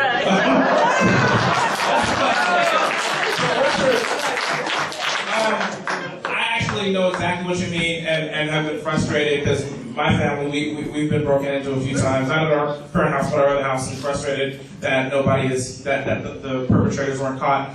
And I think a number of things that were stated were correct. But one of the biggest things, I actually give Allison credit, is that we do need to create a better relationship between the police and the community so that people feel more comfortable talking to the police about what happens in their neighborhoods. And there's a number of things we need to do moving forward to make sure that that happens. But I really think that that's going to be a key part of it to make sure that we are actually solving more crime. Because if everybody's attitude is, I'm not talking to the police, G-code, then we're not going to solve those crimes. But we have to make sure, and that attitude is going to remain that way unless we're more successful at creating a situation where community and police feel like they're all working together. So I think that's the key, but there's still a lot more work to do. Thank you, sir. Mr. J.L. Meyer. I'm going to get to your, okay, ask your question, but then I got to get to these two guys. Okay, what's your question? Wait a minute, you're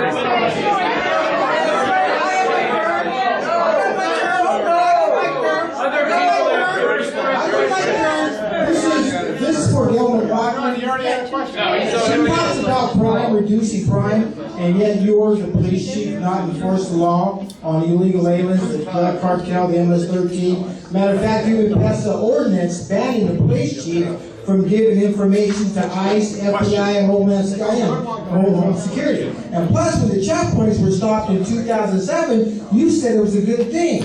So what you told the people that you was for these people breaking the law when you was out there saying, well, we need to stop crime, but it was you. Okay, so what you tell the people that... Question. Why did you do this? What you tell the people that? Okay, question. So clearly, my position is that everybody in Richmond is welcome. People who have driver's license, people who don't, people who are immigrants, people who have come here from the South during World War II, people who have come here from New York, from Chicago, people who have come here from El Salvador, Nicaragua, Mexico. Everybody in this city is Richmond. We are all Richmond. And yes, we have a resolution because ICE was coming into our community and utilizing both pretending or utilizing uniforms, kind of giving the impression that they were our local police. And we made it clear. We made it clear. Excuse me. Federal government, they have no right to be illegal. You have no right to tell the police department to stop. So we did have a resolution that says... People breaking laws. If you can't behave yourself, you need to leave, please. So our resolution is that... This isn't a city council meeting. Get Our resolution is that our local police does not cooperate with ICE. And our police chief supported that. And I'm very proud of that. And I'm also very proud that we stopped the driver's license only checkpoints, which targeted specifically the Latino community. Instead, we do have occasional DUI checkpoints, but the driver's license checkpoints were put as a low priority, again, with the support of our police chief. Okay, thank you. That was a I'm going to get to these guys here. Yes, ma'am. I have a question I'd like all three of the mayoral candidates to answer. What are your thoughts on the Point Molate, like developing it, cleaning it up, So can all three of the mayoral candidates say comment on what their thoughts about that are? Point Malati. And developing, right? Developing it. Developing it. The question is, what's my plan with Point Malati? Exactly. Yeah, I intend to, I think we've had this conversation a few years back about building a casino or something else there, but that's Richmond property. We need to develop it. My plan is to actually engage in that as we move forward. If I'm elected mayor, I guarantee you we will develop that. Develop it how? Well, it depends. That's where the conversation has to happen. It's not a decision I have to make by myself. You have to engage the community, engage the council people in determining what we need to do there. But I foresee that place being a place we can have mixed-use properties, mixed-use development. That way we can have much more diverse tax base coming in. I think most of us here agree that we don't want to base our future on one company. And we cannot do that if we have land here and then we're not developing it. So part of my plan here is to actually bring a technology hub in Richmond. So we are looking at places from elected mayor that we can actually engage in doing those kind of stuff. Okay, Mr. Tom Butt, Point Malati. Well, this is a good question that'll divide up the candidates. My opponent, Mr. Bates over here, ultimately voted to go ahead with the casino at Point Malati. I voted against it, and the reason I did is because the environmental impacts, including things like traffic and other things, were just too much of a burden on the community. I was kind of excited about the potential for creating jobs, but all of the downside problems just became overwhelming. So I voted against it, he voted for it. You can ask me why I voted for it. As far as going forward, we can't really do anything because we're still in litigation with the developer whose proposal we turned down for the casino. That litigation is about 9/10 resolved in the city's favor. We're optimistic that it will be totally resolved in the city's favor, and we will once again start looking at developing Point Malati.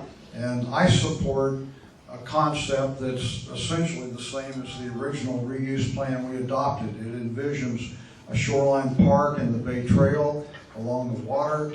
It envisions about 100 acres of open space up in the hills. It envisions rehabilitating the historic district, the historic winery complex that's there, and turning it into a location that will create jobs and provide revenue for the city. And it also envisions mixed uses that include housing or lodging or perhaps a hotel or a bed and breakfast operation, something along those lines. So it'll have complete public access. It will create jobs and economic activity. It will preserve the bulk of the property as open space. And I think everybody pretty much agrees on this. The problem is how you make it happen. We don't have redevelopment money anymore. We're going to have to get really creative. And there are a lot of tools out there that we can use. I'm very excited about looking forward to the time that we can do this. I think one approach I want to take is the approach that was used with the Presidio Trust. And that is that instead of bringing in one master developer that we essentially sell the whole property to, that the city would retain ownership and we would lease out or maybe sell, but probably do long-term leases one at a time and build it up that way. So it would remain a city project that the city has control over rather than something that's gone to a developer and we've lost any opportunity to control the future of it.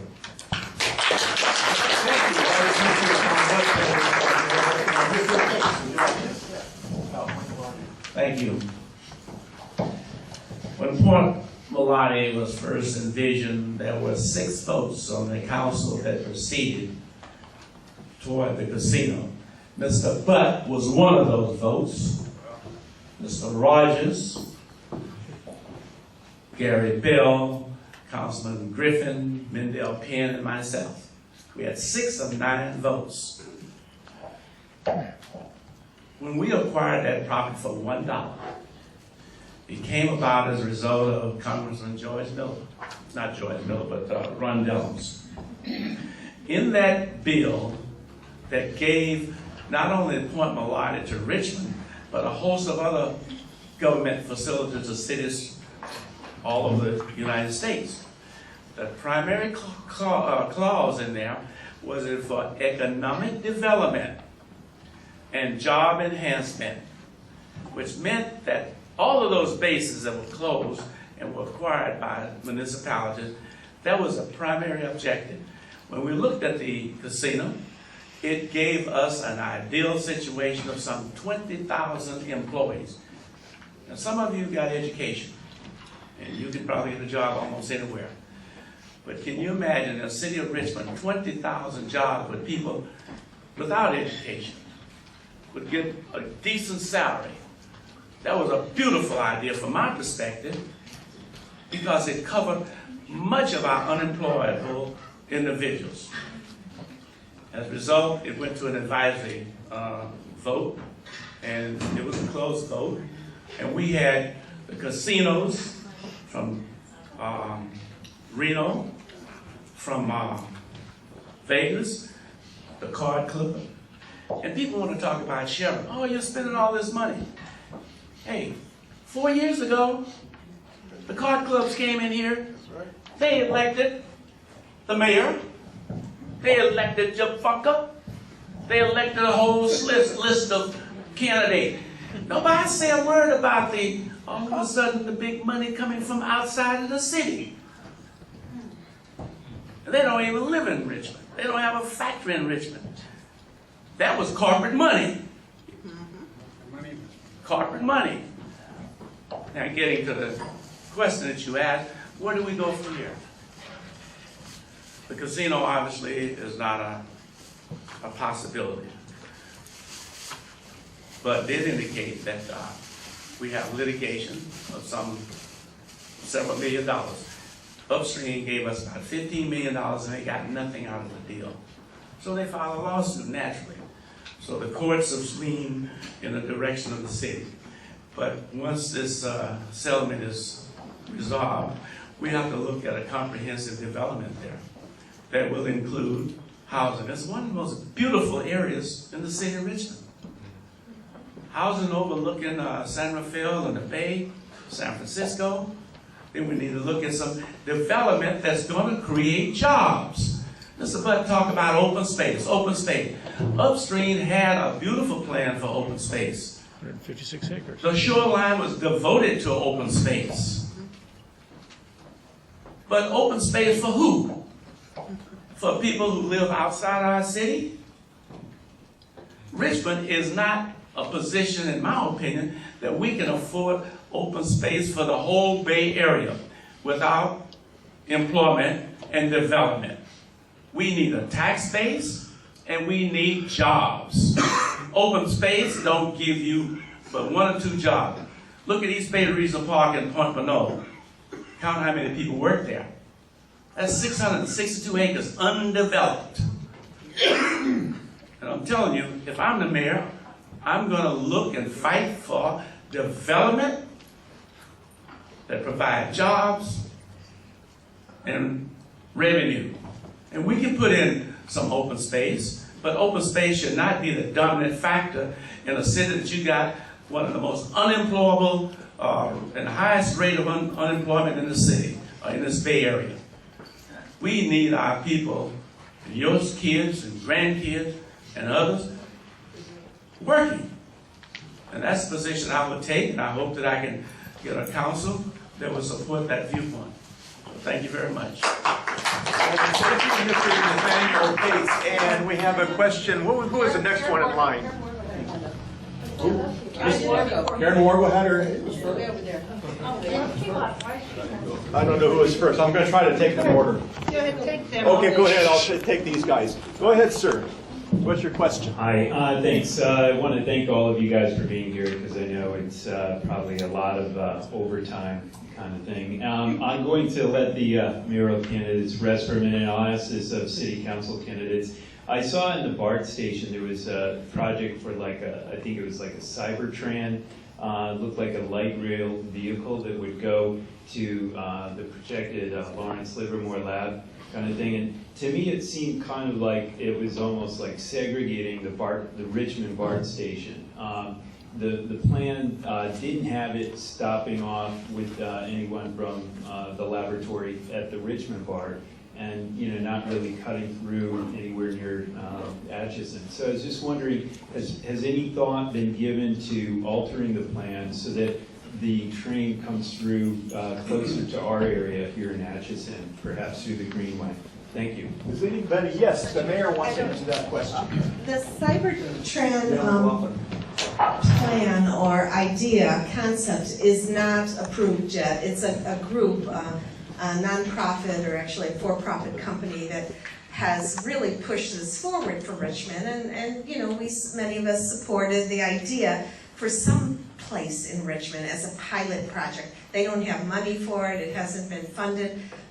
They've been seeking grants from the federal government and such, but it isn't a done deal by any means. But if it does, if they do get money and it comes before the council again, I think your ideas are definitely worth considering to make the route to benefit people, particularly in Atchison Village. So if it comes forward, I'll contact Atchison Village and we can talk more about it. And Mr. Jim Rogers would like to answer that question. Thank you. I agree with what the mayor said, but I'd like to say also, we focus a lot of attention on winning the fight for LBNL, but I was saying the whole time there's going to be a harder fight. The harder fight is for us to get some things that help Richmond. We have a situation, which is not like Chevron or whatever, where we have discretionary authority over them, and we can say, okay, if you don't give us $90 million and all these environmental protections, you don't get your permit. We don't have that, okay? We have no permitting authority over the LBNL project. So what we have to figure out is how do we work with them, okay? How do we, if we need to, how do we go out publicly, raise a stink about things? They are sensitive to public input. They are sensitive to public concerns. They pay a lot of people to do their PR. How can we use our zoning to try to work with them and encourage them and say, okay, well, you'd like to have this, that, and the other thing. Well, we can work with you. We can zone our lands, and we can play ball with you if you play ball with us about those things. And not just the Cybertrans thing. And I don't think Cybertrans is realistic. They've gotten 0 cents of any money from any public agency in about the last 5 years. But there's lots of other things where they can work with us. They can hire Richmond residents. They can have kids from Richmond going into their buildings to do educational programs, et cetera, et cetera. So that's something we really have to put our thinking caps on. And I really want to caution everybody, it's a great thing that we won this competition. It was a big competition, but that's step one, and that was the easy step. Thank you. And Mr. Eduardo Martinez. I hope I got it right. The Cybertrans idea was something that was floated, and as I've said, it hasn't really gotten much purchase. But the idea of it going from El Cerrito del Norte station, I think is a bad idea. I think it should come from the Richmond station. Also, I don't know if you know, our current BART supervisor, Malik, was talking about extending the line from El Cerrito del Norte and making Richmond a spur. I was totally against that. And I think that we need to let BART know that if the line is going to be extended, it needs to be extended from the Richmond station. Because the Richmond station is also a train station. You know, so we shouldn't have to take a spur to take the train. It should be part of the route. So the Richmond BART station is a major transportation hub, and we need to do everything to make sure that it stays that way.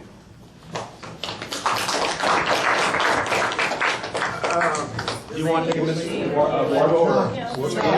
Wait.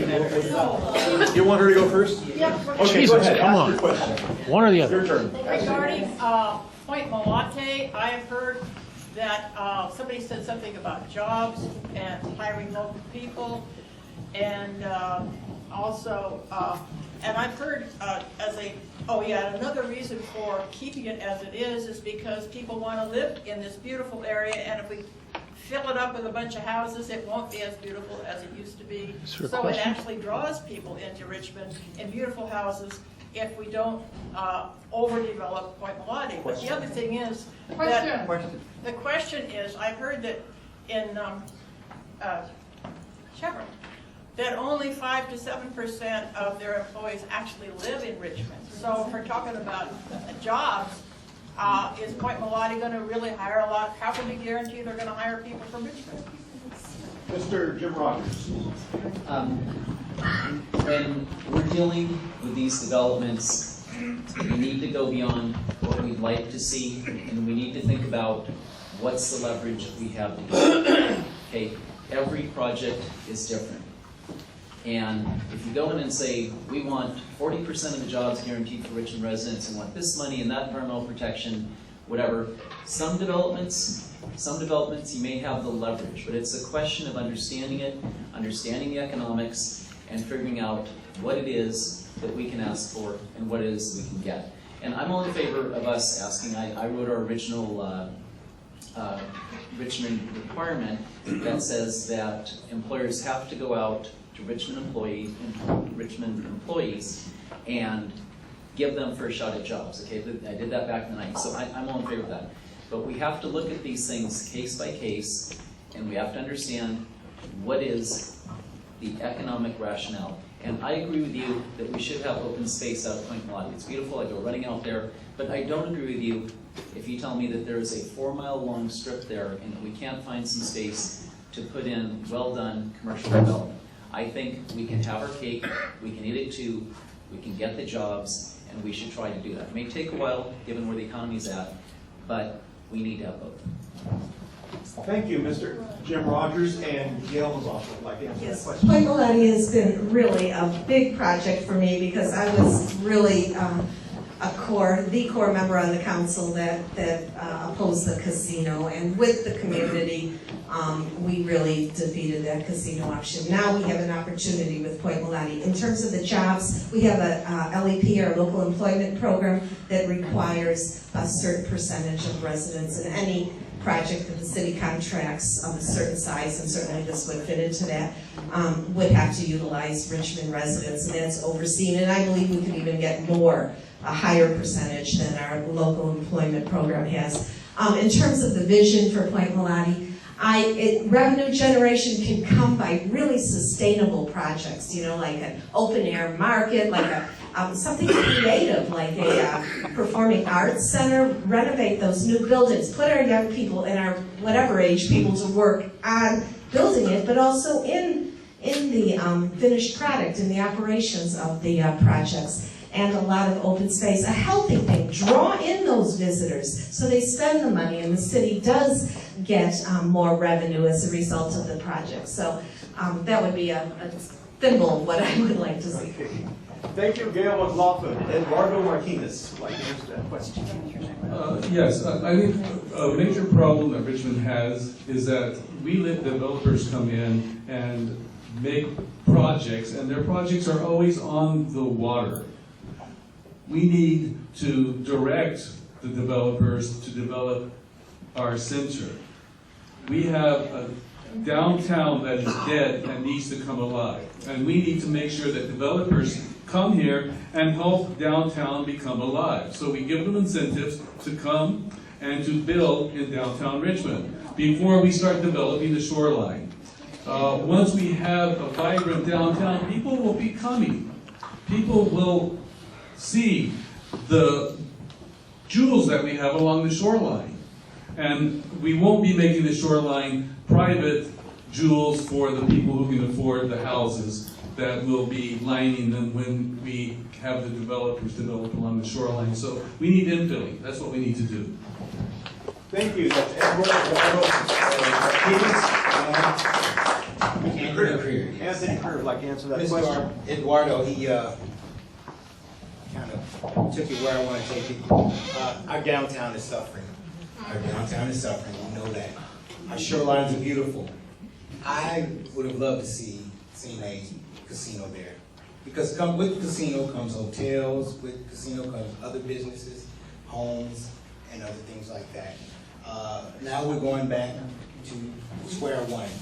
All of our business seems to be going back to square one when it gets to a certain council or a certain permitting problem. We have to start looking really hard, real quick when these opportunities come up. We can't sit back and wait until the best opportunity comes up, because our city is continuing to suffer. The crime will rise and everything, So again, the downtown needs it. They want to build Hilltop up. Only thing I think that Hilltop needs is a ramp to cross from one side to the other with a bike trail. That would give it more walking, more access to it, just walking, riding a bike, and so on. Those are things that we really need. You got to start looking at this thing totally different than what we've been looking at. We're looking at the permitting system. We're looking at what we don't want to do: open spaces, closed spaces, fences. We want to start opening this thing all the way up. Our citizens will benefit from any business to come here.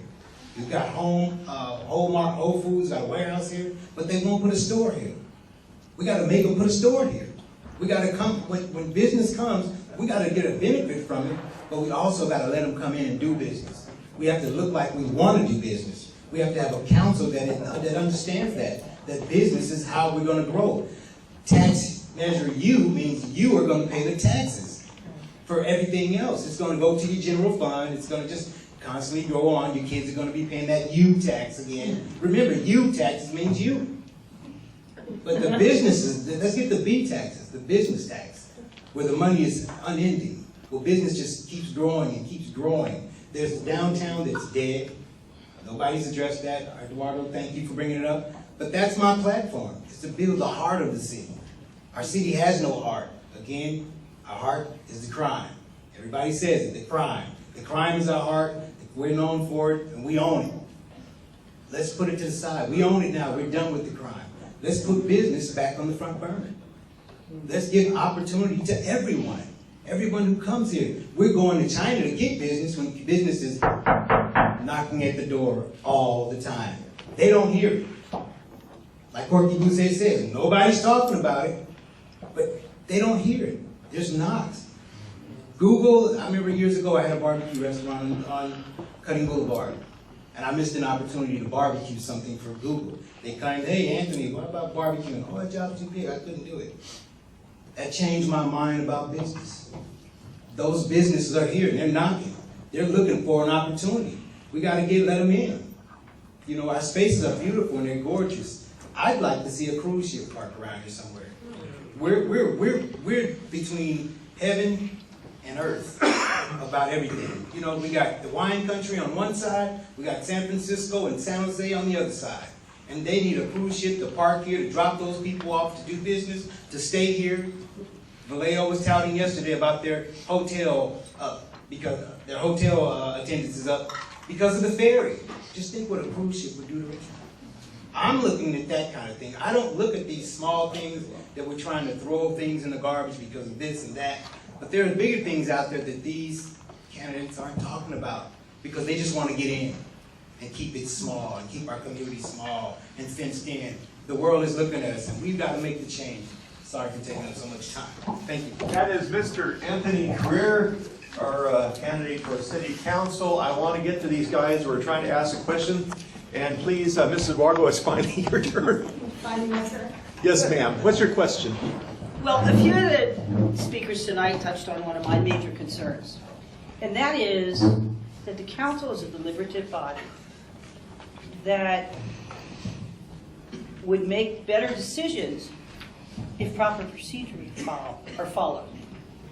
I have a lot of concern about what goes on in the council, and I'm sorry to report that, for once, the council actually has worse meetings than the Atchison Village Board. We have the distinction of having actually been better meetings than you do. And to honor Corky and his need for answering questions point blank, I would ask you, Corky, what in the future, if you were to be elected, would you change in your behavior? And then the second part of the question is, Nate, if you are elected to mayor, how will you change that dynamic in the council? Mr. Corky Bousse. Because I think it's horrible that people are beaten up about issues, that there's no civility in the council, that people are threatened. The council goes on to wee hours of the morning. To me, it seems like you all could be a little more. We've got to boil it down to questions. Okay, let me answer a couple of those, and I want to thank you so much for your question, because nobody wants to answer that, and I just want to say again, thank you, thank you, thank you. We have rules of order in the Richmond City Council, and if you've watched the council meeting, I will ask the city attorney to tell the mayor, through our Rosenberg Rules of Order, what she is doing wrong. And the Rosenberg Rules of Order says, once you've been acknowledged the floor, the mayor or nobody else can stop you. The only procedure that they have is they must rule you off topic. If they don't like that, they can rule for a vote to make you off topic. If you claim that you've watched the council meetings as many times as you have, there's no way in the world you can sit there and not say, the mayor is rude to me on a consistent basis. I don't get 3 words out, and she's jumping down my throat. She's talking about what I'm going to say. She doesn't know what I'm going to say. She does it to the city manager. She does it to the city attorney. Now, I like Gail McLaughlin. I'm going to tell you I do. But her and her counterpart that sits next to her, they don't do their homework. And I do mine. And so when I ask the question, I know the answer. You don't ask the question you know the answer to. I've been doing this for an awful long time, and it's not to make her look bad or to make myself look bad. And as Councilmember Bates said a minute ago, it's up to the person that's running the meeting. I am the chair of the West Country Council Wastewater. Never had a problem there in 4 years. I sit on 3 other boards and commissions. Never have a problem there. Everywhere I go, I never have a problem. I walk in the door of the Richmond City Council because it's the RPA against Councilmember Bates and myself. And you must learn to park your personalities at the front door when you come to the City Council. You must deal with the people's business. That's why you always hear me say, for those of you at home. And the reason I'm saying that is because I want you to see what's going on. Now, the second part of your question, if I'm reelected, what am I going to do? Well, you know what? The problem is going to take care of itself because the mayor is not going to have the bully pulpit to do what she has done for 4 years when I've chosen not to join her on the Gaza Strip. Now, they've told you that I'm homophobic, and you've read my stuff where my ex-wife is LGBT. But what they wanted me to do is go after the Jewish people when I first got elected on the Gaza Strip. And when I refused to do that, they said they would use every breath to get me off the Richmond City Council. I will not go after the Jewish people. I will not do that. So, again, to answer your question, when Councilmember Bates becomes the mayor, you will see a whole new makeup. I've been with this man when he's ran meetings. And he is very professional. He's been there for 35 years. You can't stay on that council for 35 years if you're not doing something right. So I'm looking forward to working with him. If you will re-elect me, I will do the same thing I promised for Atchison Village years ago when I brought Chuck Bennett out here. There's a lot of things I've done in this area. Like that wall out there. I was a part of making sure you guys didn't have all that traffic with that wall to keep some dust out of here. But So, will you change the hate speech and the people that sort of come to support you? Hate speech? I've never said hate speech. Be the hecklers. They were sitting right here. I have nothing to do with them. Wait a minute, listen to her. You seem to either actively encourage them or passively let it happen. And I think that it's extremely wrong. Okay, let me say this to that. And I think that this is kind of like somebody tells somebody something and it gets legs and it goes on and on. I have never, ever used hate speech, ever, at the city council against Javanka or anybody out there in the audience. They're adults just like I am. You saw Mark Walshberg here tonight. Okay, I can't control him. What am I supposed to do? Jump up from over here and grab Mark and throw him out the door? Am I supposed to tell Reverend Ellis? You know, Councilmember Butt is very, very smart. He's brilliant. And he takes situations and turns them around. And he referred to them as Corky's Army. And that took legs and ran. And all of a sudden, Beckles talks about I'm homophobic. If you read that piece, it tells you what's happening. That's not what we should be dealing with at the Richmond City Council. We should not be dealing with people talking like that. I agree. But also, we got to take care of the city's business too. Nobody ever asked about the budget. $20 million I found in a hole. $7 million deficit. And with that, I'll let Councilmember Bates have the other half of that. Thank you. Okay, thank you. And that was Portland Bose, and here is Mr. Nat Bates, candidate for mayor. Well, if I'm fortunate to be elected mayor, the first thing I'm going to do is get me a Smith and Weston. Blow some people away. We get some new council members up there. So, one of the things you have to have a sense of humor when you get in this politics. Get the police quick. You can't take yourself too seriously. But I think, again, the way you conduct yourself as a leader, and it has nothing to do with the city council. It could be a board of directors. It could be any organization. Showing respect to your colleagues, that's what generates teamwork. And you know, it's complete correct is that there's no I in teamwork. You have to work as a unit.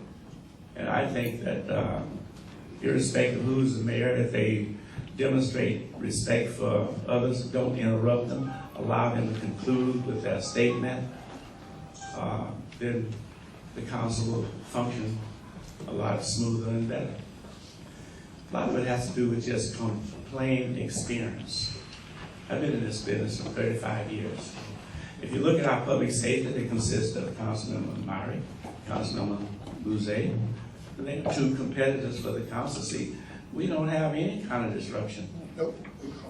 They continue to respect each other, and that's how you should run the city council meeting, just like you run the public safety meeting. Thank you, Mr. Monk. And thank you, Mr. Nathaniel Bates. Yeah. Does anybody Anyone else? else have any input in that issue? Okay, I guess, Yeah, I have an input on that issue, but maybe. well, I don't want inputs, I want questions. John, you have a question over here? You want- Got an answer? Sure. Okay, right. Yeah. There you go. Yeah, thank you so much for that question. Here's my take on really addressing the issue to keep the council chambers in a position where everyone can democratically participate. First of all, it's clear that anyone who can review the tape can see that I've been fair with every council member and all members of the public as long as they're behaving reasonably. But it is quite clear that the council process was taken, just deteriorated significantly the day that Council Member Bouzet took office and took conduct to a new unbecoming low.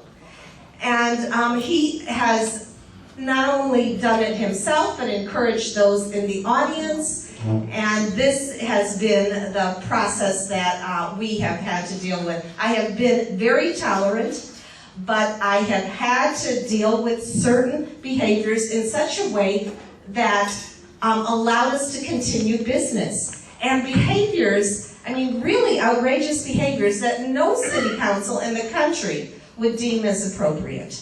So, and I might also add that for years, both Councilmember Bates and Councilmember Rogers sat on the sidelines, unwilling to end debate for this outrageous behavior. And they share responsibility for this behavior that was initiated by Councilmember Bouzet. Mr. Rogers. Jim Rogers. So I'd like to respond to the criticism that I've not been tough enough and quick enough to end Mr. Bouzet's statements. And I agree, he goes on too long sometimes, but I got a different way of approaching it. The way I'm approaching it is not to get into a bitter, divisive fight every time it happens, which usually ends up taking much longer than even his longest speeches. The way I approach this, I talked to my colleagues, Councilmember Myrick, Councilmember Butt. We came up with some limits on the time. So no one, including Mr. Bouzet, goes on now. Now, after 5 minutes, you're out. Now, I want to talk about the times when Mr. Bouzet is off topic, when he's attacking people, which he does occasionally, when he's politicking, which he does occasionally. And when those things have happened, I have supported the efforts to rule him out of order. And I don't need to be critical of the mayor, but in fact, there's been a number of times, and she has a very good heart, there's been a number of times when I actually would have felt it was time to move in quicker and make those kinds of rulings that people are out of order. So my approach is, if you got a problem, don't go in where it becomes a big controversy, everybody gets excited, the council, the audience, because you're fighting it out, case by case, guerrilla warfare, and nobody knows what the rules are. Just change the rules. Say, shut up. And if 5 minutes is too long, that's fine. Put a limit of 3 minutes. And I want to say one last thing about the mayor. I was mayor for a day, and it's very stressful, and you get off your game. And I didn't have people coming up to me on a regular basis. This woman is accused on a regular basis, 3 or 4 times a meeting, of being a racist. Okay?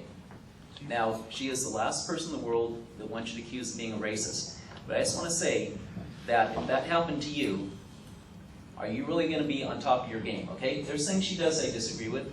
Okay? But you got to remember, she's putting up constantly with abuse, with being called a racist, with having to deal with people from the audience commenting on Councilmember Beckles' sexual preferences. She's doing this on a regular basis, okay? So next time that you think she's making a mistake and whatever, just remember she's like a cop out at the scene of an accident. It's very tough, it's very stressful, she has a good heart, and she's trying to do her best, and I think in general she does a very good job. And the real answer to the question is that if you think that it matters when people politic, scream, are angry, etc., then vote them out of office. Thank you, Mr. Jim Rogers. Mr. actually would like to say a Would you word. say, Now, what we are witnessing here is when we need new leadership. You're gonna get it right. But this is the problem here. Look at this. We're at a city council meeting again. I received Devolved. this email. It didn't come from, it came from Chevron. Right? It's 5 hours spent doing nothing. And that's what we are witnessing here. It's lack of leadership. It doesn't matter how you twist it. Somebody has to be responsible. Somebody has to lead in this community. We can't keep painting it, try to make it look like what it's not. You've seen that happening already. The mayor, responsibility, Tom, Nat, everyone. If you want to keep doing this kind of crap and then letting the business community look at Richmond as a community that is not governable, can't control ourselves, then keep electing, recycling the same people. You will continue to have the same problem. It doesn't help our community when you have folks in office for 20, 30, 40 years. It doesn't mean that this community have no other people to run for office. If you want to tell me that, then vote them back into office. Because that's what the problem is. You spend 5 hours, 0 thing was going on. And now they are doing the same stuff here. Turn that around and show the front too.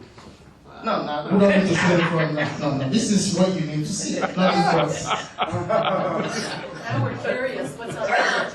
What else is on the front? No, seriously, this is... It came to my mouth. It came through your mouth. I'm sure you've seen it, right? It's 5 hours wasted. Send back to segment, that's all. I wish I could do that. Come on. We gotta get serious in this community about leadership. You can't manufacture one. A lot of folks we vote into office do not have the leadership capacity to lead us moving forward. It's time we change things here. It's time we bring something new. It's time we change Richmond if you want to do that. If you want to continue the drama, keep voting them in. Thank you, Mr.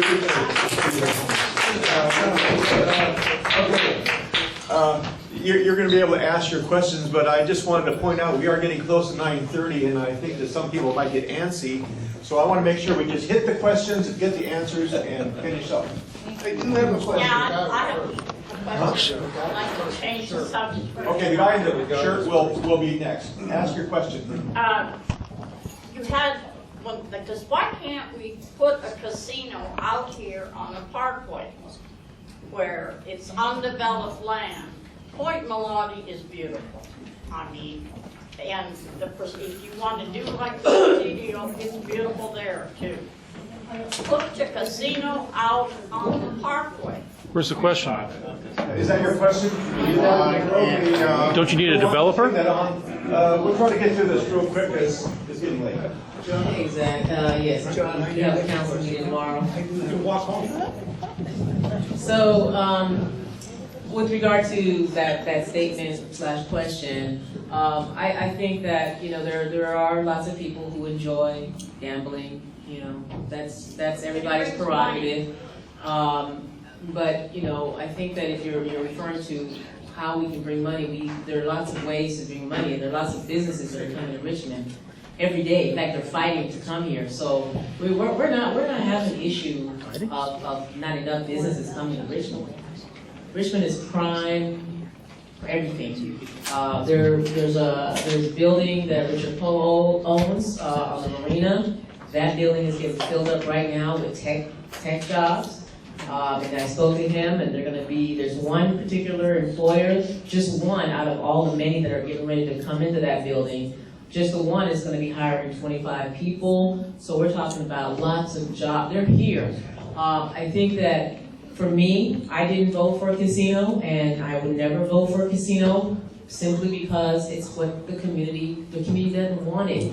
And I said it then when I was running the first time, and I'll say it again, is that, that the data shows that casinos really do more harm than good. And so we're Richmond. We don't need more harm than good. We need more good than harm, right? So I think that, in 2010, when there was an advisory vote There was an overwhelming majority of people who said, let's do something different besides the casino. So I think that we need things that employment, employers who are bringing good jobs. And I think that particularly even casinos, one of the other data that we found is that they don't even pay, they pay minimum wage with no benefits and they're not even unionized. So is that what we really want? Or we want people, we want jobs where people can have a good paying job with benefits, right? And feel good about where we're going. Thank you. That's Beckel's candidate for our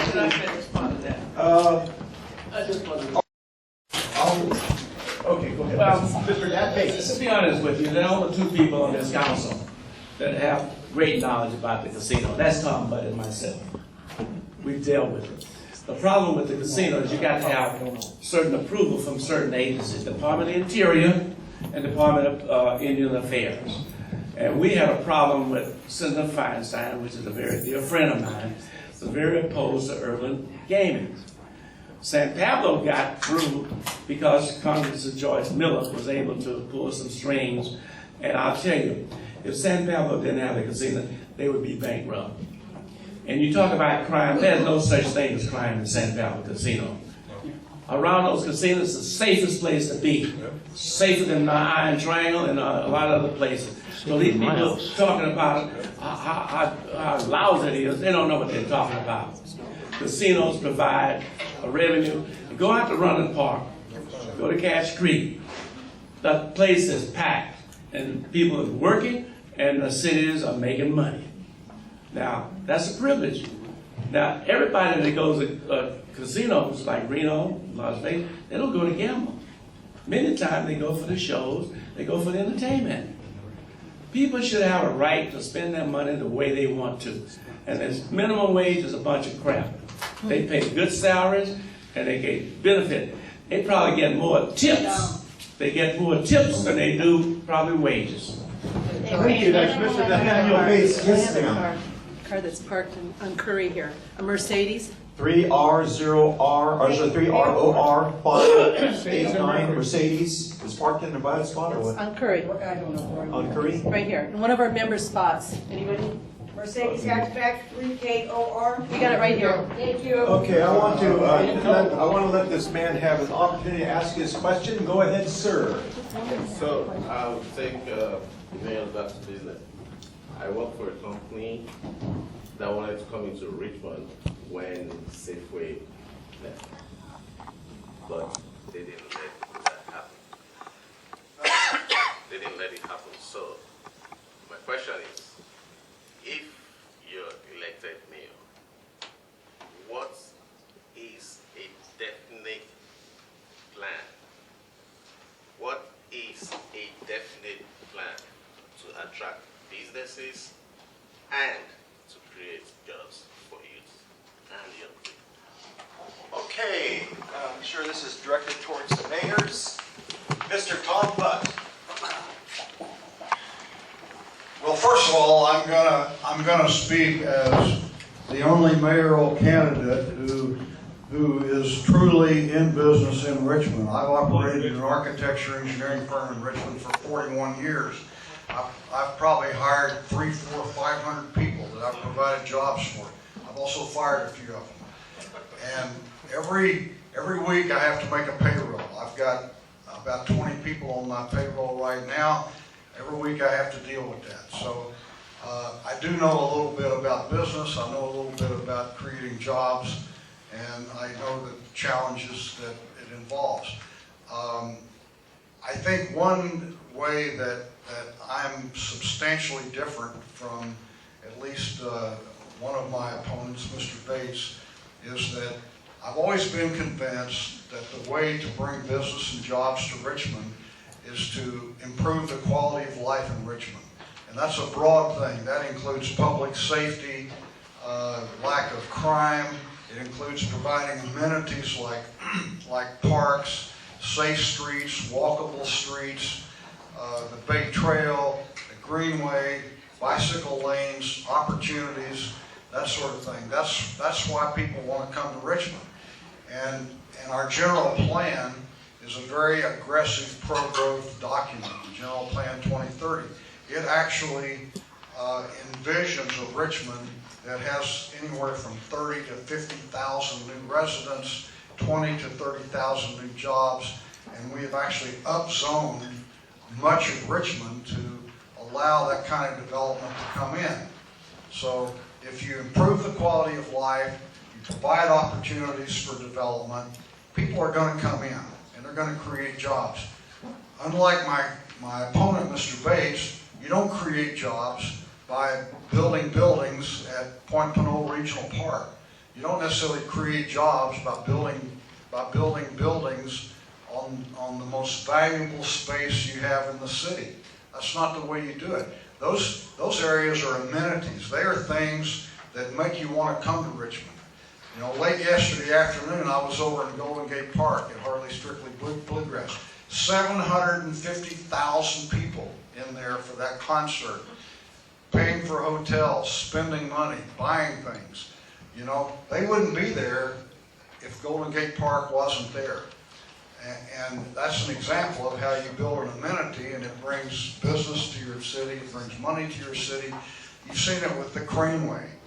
I played a major role in making sure that that building was preserved for posterity and became part of the national park. I think everybody's been to the Craneway. You've been down there the 4th of July, you've been to the restaurant at Assemble, you've been to other events there. These are the kind of things that make people want to come to Richmond, make people want to live in Richmond, make businesses want to locate there. You don't drag businesses in by telling them that, here, we've got a nice shoreline open space, come in and build a building on it. That's what they want for an amenity. So my plan for creating jobs and economic opportunity is if you make Richmond a place where businesses and employees want to be, they'll come here. But if you make it a place that's inhospitable to them, they'll go somewhere else. Thank you, Mr. Tom Butt. We're getting close and I'm going to... Yes, sir. That question was for all of us. Yes. Right. Mr. Uche, a candidate for mayor. When you listen to Tom, you would think Tom is running for city council for the first time. If you've been in city council for 19 years, you gotta have a plan. He asked for a plan. I think this is the problem we have here is folks coming in here dancing kabuki dance. No one wants to answer a question. What's the plan? We have 35% unemployment. What's the plan?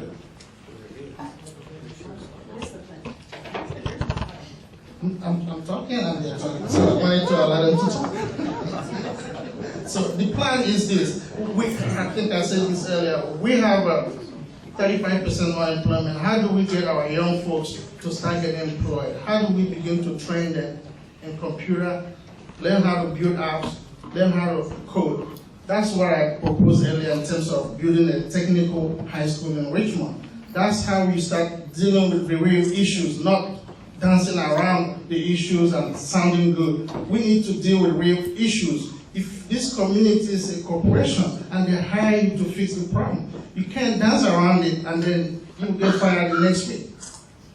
So how do we deal with it? We have a port here, I've said that earlier. We want to develop our port.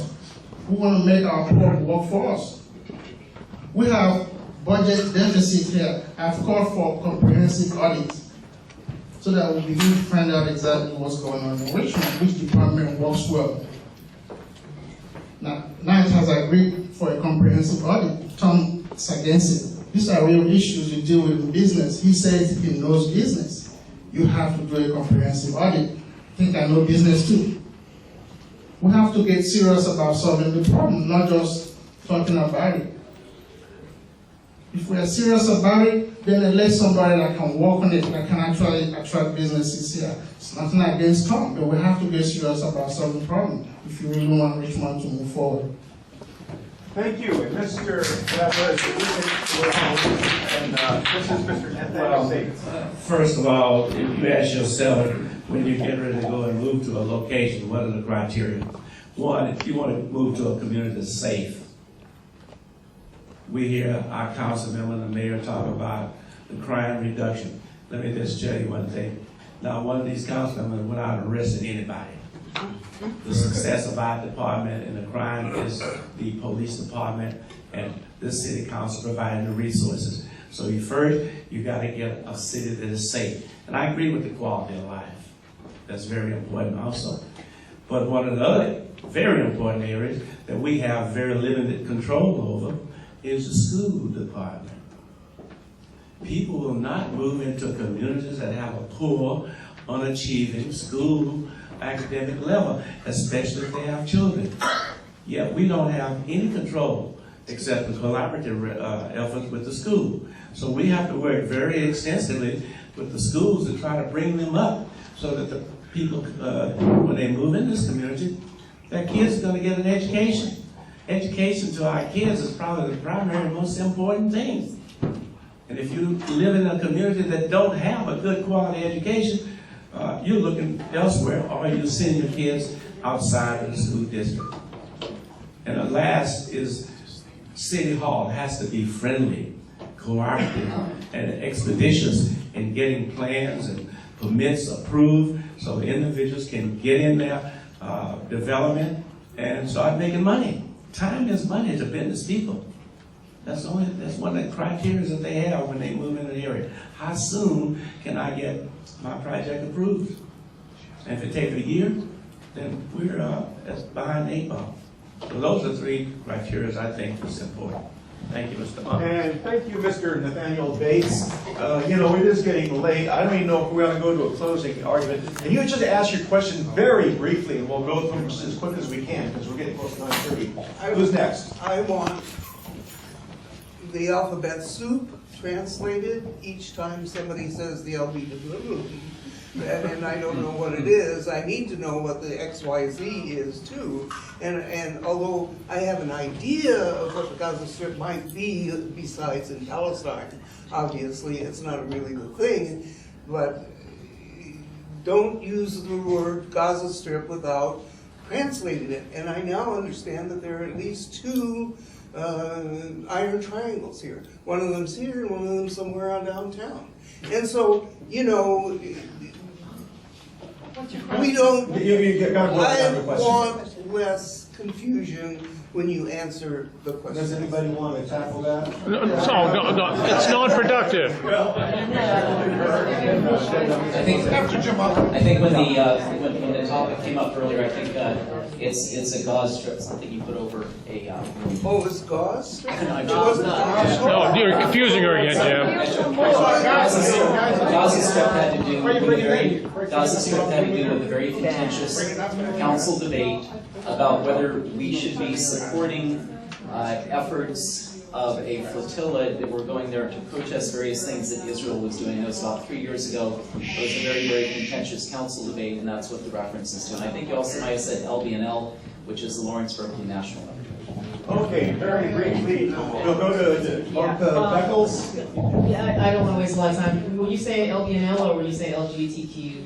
Which one? LGBT, I certainly understand having been in this area for a little while, but the LBNL or LBGT? LBNL, yeah. Okay, you just said it. Okay, I thought you were, because if you're talking about lesbian, you're not talking Lawrence about lesbian. Berkeley National Lab. Lawrence Berkeley National Lab, which is now going to be the Richmond Bay campus. So we should even stop even saying LGBT. It's the Richmond Bay campus. Oh, that's right. It's ours. That's right. Thank you. Mr. Corky, yes, Mr. Cortland Bozay. I just would like to ask her to restate your question. I want you to be clearer when you use initials on what they mean, and then when you use an obscure term. It's not obscure when you talk about Israel, when you talk about the Gaza Strip. Exactly. But it sure as hell is obscure when you're talking about, to some of us anyway, who are uninformed, the stupid people, and uneducated, of course. I've only gone through 25 or 30 years of college, and now I'm doing TED Talks. So anyway, but you know, if I don't know what the Gaza Strip is, I know you're giving a prejudicial remark, and you should not be doing it. But I don't know what you're talking about in being an AH. It's getting close to 9:30. Let me answer it this way. Can you answer it? Okay. Let me answer it this way. RPA, Richmond Progressive Alliance. Richmond Progressive Alliance. We're supporting the Gaza Strip against the United States and taking guns into Gaza. And so, That's well, not true, that's a lie. well, I'm not going to argue. Okay, well, that's what happened, okay? And when I refused to vote for it so that we could, at the city council, and check the original, you go back to 2010, I refused to deal with it because I read the paperwork. I will be no part of any kind of murdering of anybody, and I will not support any group of people that are willing to take arms in to create a war to kill people of a Jewish descent. And I had 100% coverage from all the synagogues in the Bay Area because I stood up and I wouldn't be counted. So they can tell you whatever they want. Go back, look at the city council, RPA, here's all the RPA people right here. These are the people that support that kind of stuff. I will not be a part of it. I'm sorry. Thank you. And thank you, Mr. Portland Lizay. We only have a few minutes left. I want to get to them quickly. You already asked one, I think. Let's go to this person. Oh, we'll go to this person, then we'll go to that person. You first, ma'am. Go right ahead. About the Richmond Promise. I just want to know, like, where can I find more information out about the Richmond Promise? When will the program start? How much money is going to be given? We'll both do it. Okay, was that your question? That's together. Okay, you guys can answer the question. We'll answer this one together because we both worked on it. The basic answer to the question is a really good question. The Richmond Promise is going to provide, right now it's funded at $35 million for 10 years for every young person in the city of Richmond. All they have to do is live in Richmond, graduate from high school here, and graduate from a public school. Now, aside from that, a lot of the details are still being worked out. When it will start, it will be based on when the Chevron modernization project, when the permits basically are finalized for that, and that could take up to, potentially a year, even two, depending on if there's a legal challenge. Though I think most of us are fairly confident that within next year, I'm thinking 2016, should be a good time for that program to start, meaning the kids who graduate high school in 2016. Thank you, Jail. Mr. Tom Butt. Well, I just want to tell you a little bit about how the Promise program works. There are several programs around the country that have started up. Probably the first one, the most famous one maybe, is in Kalamazoo, Michigan. But the one I'm most familiar with, I grew up in Arkansas. I still talk to a lot of people there. But there's one in a small town in southern Arkansas, El Dorado, and they have a $50 million Promise program that was funded by a local oil company there, Murphy Oil.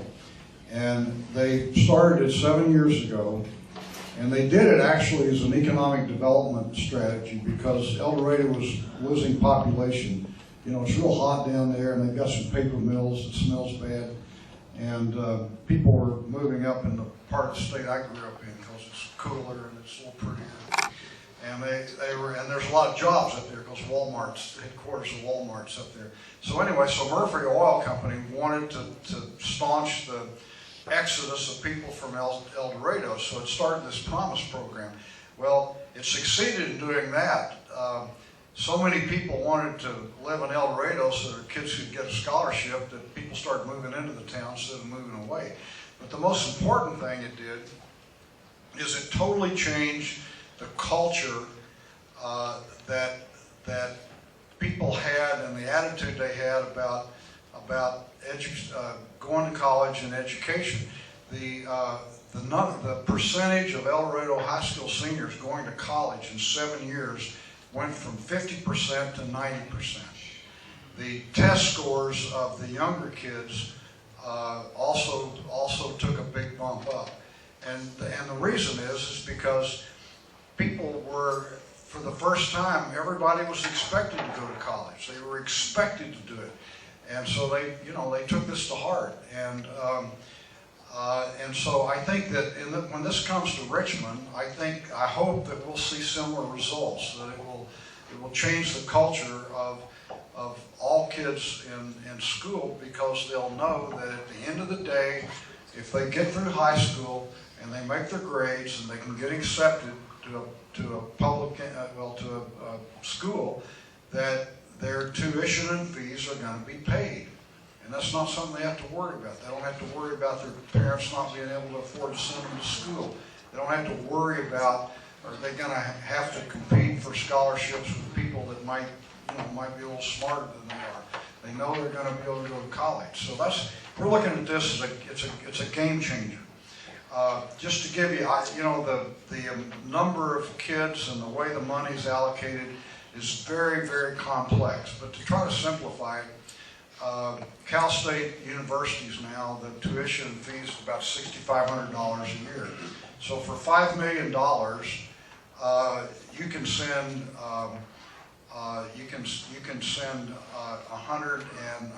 for $1 million. Let me see. For $1 million, you can send 154 kids to college for 1 year. For $5 million, you can send over 500 kids to school for 1 year. For $10 million, you can send over 1,000. So that's the numbers, and it's pretty staggering what a program like this can do.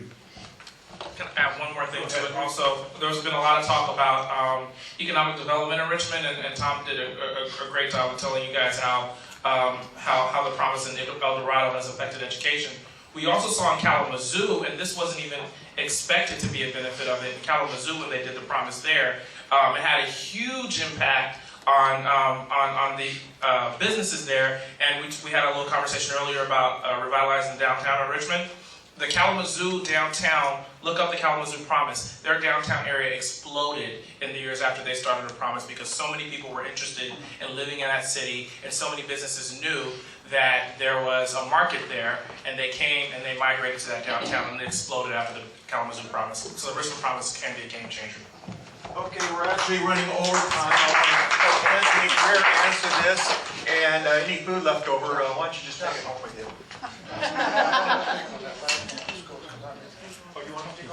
Okay, then after this will be excuse me. I just want to say this. I'm going to say this. I'm going to give Mr. Myrick some history on my wife. My wife is an educator for Kaiser. She has the right to ask you that question. No, I know, but you told me there, you said, if your wife's going to ask a question, I'm going to get my wife to ask a question. I just think that, come on. Exactly. My wife has to answer questions because she's getting these questions when she goes out and they know that I'm running. That's Tracy Creer. Let me give you some history on her. She's been here all of her life also. And if you look at the garbage truck, on the side of the garbage truck that goes and picks up your trash every day, that little guy that's on the side of the garbage truck, she's the person that drew that guy when she was 10 years old in a contest. So she has the right to answer that question. But Mr. Myrick tells me, oh, if your wife answers a question, I'm going to get my wife. Your wife can ask me any question she wants. And I appreciate that. But my wife has the right to answer a question at any forum, at any time, and I hope she'll continue to ask questions. Thank you. I'm sorry. Okay, we're almost done. You might as well consider this our closing statements, and we're going to break up after this. Mr. Greer and Mrs. Greer, thank you very much. And I think for you stepping up to your wife like that, that's the way you should be. It's admirable. I appreciate you for that. It's a pleasure to run in a race next to a person like you. And I think JL, that was a little wrong. You shouldn't have done that. But anyway, let me answer your question because I know that's why you asked it. I got 3 kids in college, so. That's my point. Okay? Tom Butt and JL are playing a game with this program. $35 million for 10 years. That's what they're going to get from Chevron. He told you maybe a year, 2 years, okay? It's going to be 2 years before we even get done with the lawsuit from Chevron. So it'll probably, and I just talked to Chevron the other day about it, so it'll probably be more like 3 years.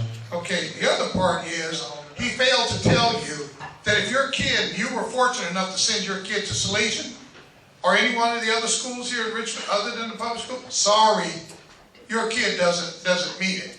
See, they're not telling you that part.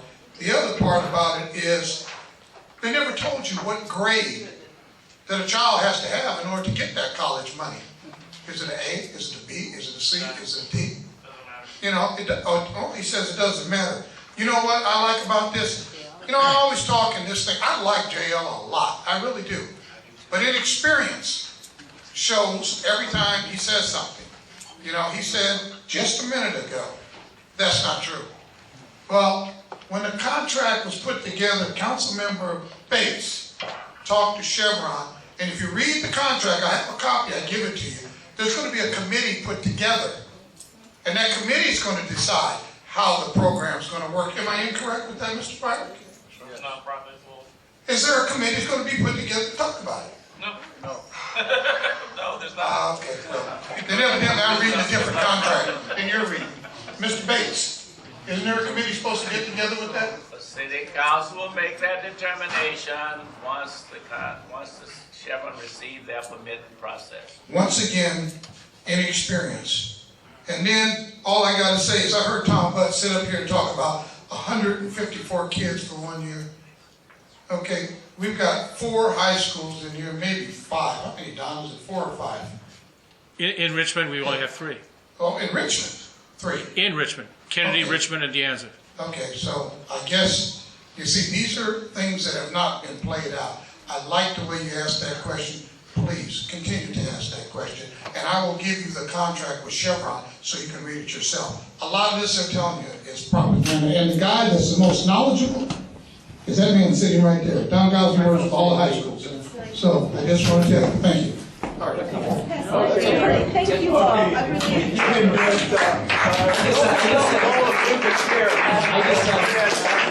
I just have one very quick comment. It's easy to throw accusations at myself, Councilmember Butt, and Myrick are negotiating the money. And I just want to say, Councilmember Myrick gets accused for inexperience, okay? Lao Tzu said, he said, in the expert's mind, there are few options. In the beginner's mind, there are many possibilities. J.L. Myrick brought this idea. Everybody thought it was crazy. Now we're doing it, and he deserves a lot of credit for that. Okay, thank you very much, everybody. I'm going to ask the remaining questions. Just come up here and ask your question because we really got to break up this meeting here. Take the food home with you. I'm very, very pleased. It's the largest turnout we've ever had for a candidates night. And I want to thank the politicians for coming here and caring about Atchison Village.